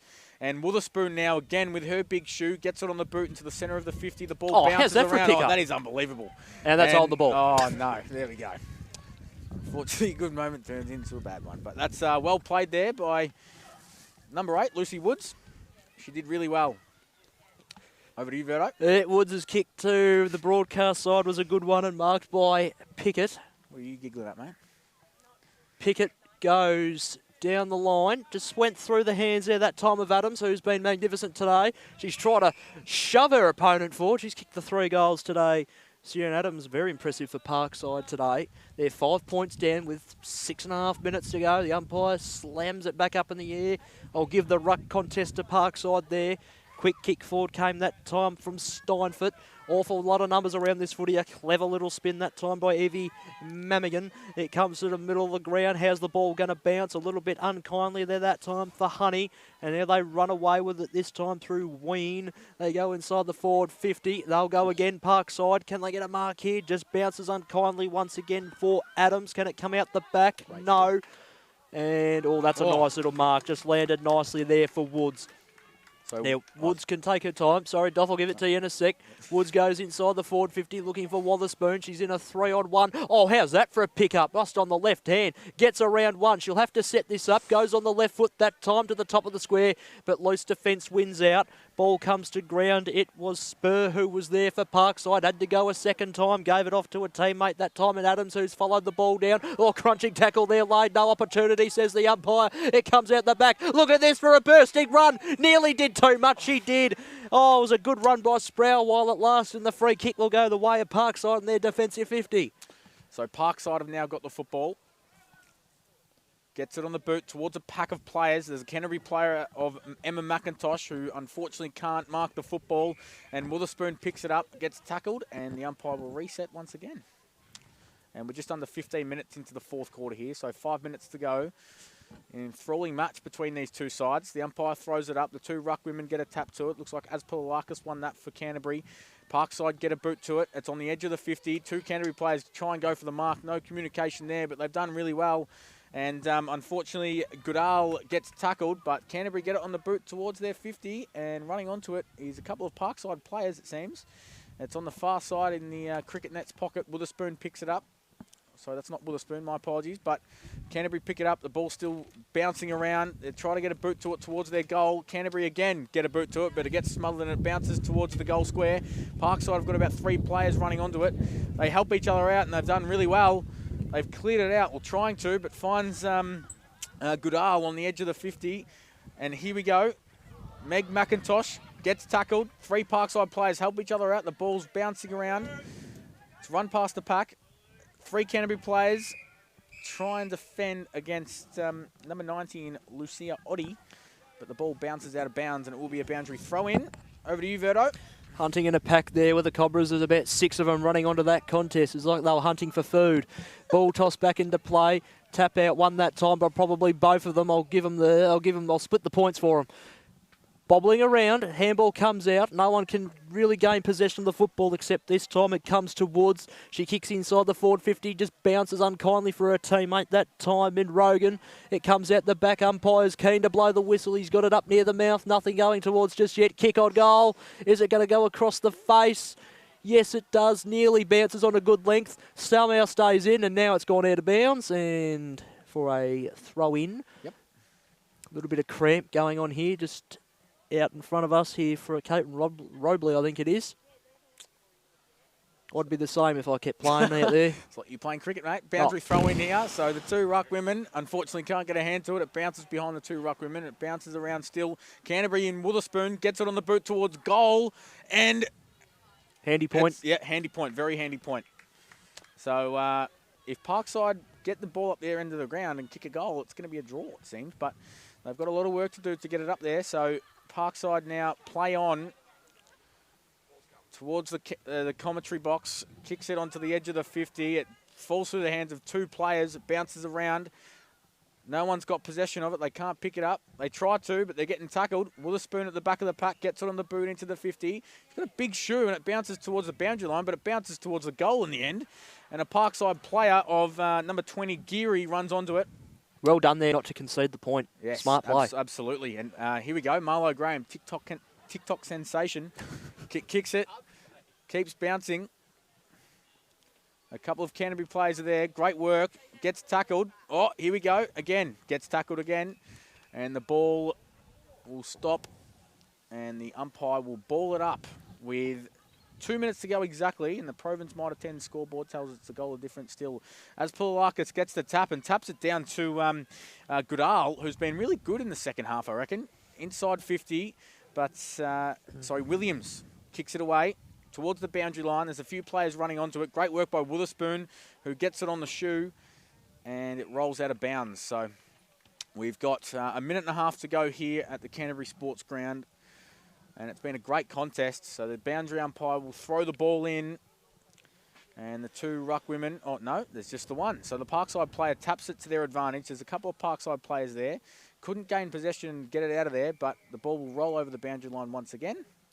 And we've got just over a minute to go. So Canterbury, the home team, have the advantage by 1 goal. Throw in, as Poulakis couldn't tap it. Oh, but she picks it up again. Great pick-up, gives the hands off. Unfortunately, it goes to an opposition player. They get it up on the air. Witherspoon with the mark and does well because the ball was up high there. Unfortunately, didn't have too much trouble to mark that, but kicks it directly to an opposition player, and it looks like that's Graham. Got to be brave here. Got to take it all on. Yeah, absolutely you do. So we've got a minute, just under a minute to go. It's rolling along the boundary line. Canterbury soccer it, and they end up picking it up but get tackled. It's still moving. Witherspoon picks it up, and it's well done there by her. And it's still moving somehow. I thought the umpire was going to blow his whistle, but it's still moving. There's a lot of players in and under for the football. And Canterbury get a boot to it. Unfortunately, I couldn't get the number. It looks like Williams tries to mark it. She gets it on the boot, gets slightly smothered. It's still bouncing around, still hitting the ground on the edge of the 50. And the umpire will now blow his whistle, and it will be a throw up in the, ball up, sorry, with 10 seconds to go. So I think we know what the end of the story is going to tell us. As Poulakis gets the tap, Graham tries to grab it. It bounces through her hands. It's still bouncing. And the siren goes here at Canterbury Sports Ground. It's a brilliant win by the Cobras. And the Provins Mitre 10 scoreboard tells us that the final score here is 4-5-29 to 3-5-23. And thanks for today, Liam. It was a great call, mate, by you. But what a contest. It was great football to watch. Yeah, it was. Credit to both sides there. Really hard-fought contest. And they were a player down in the end, unfortunately. Parkside, as one of their players in Caitlin Rubley went off the ground with a little bit of a limp. And she was a little bit sore in the end. But credit to both sides. A really hard-fought game. Cracking game to watch and be able to broadcast. So an absolute joy to be here today. We saw 2 good games of footy, actually, has to be said. And Cobras come out on top in both of those. So for whoever was watching or wherever you may have tuned in, we hope you enjoyed today's broadcast. Thank you very much to Angus, our great camera operator. He just gives us a thumbs up. Thank you, Doff, for being here. No worries, mate. Reese's turned up as well. I've forgotten our ops man's name. I feel terrible. Brent on the ops. Great man. Good work. And thank you for everyone who would have tuned in today. So we'll be back next week. Get locations unknown as of this stage. You might hear me somewhere. You might hear Jaden somewhere. But in the meantime, and between now and next week, get your game face on.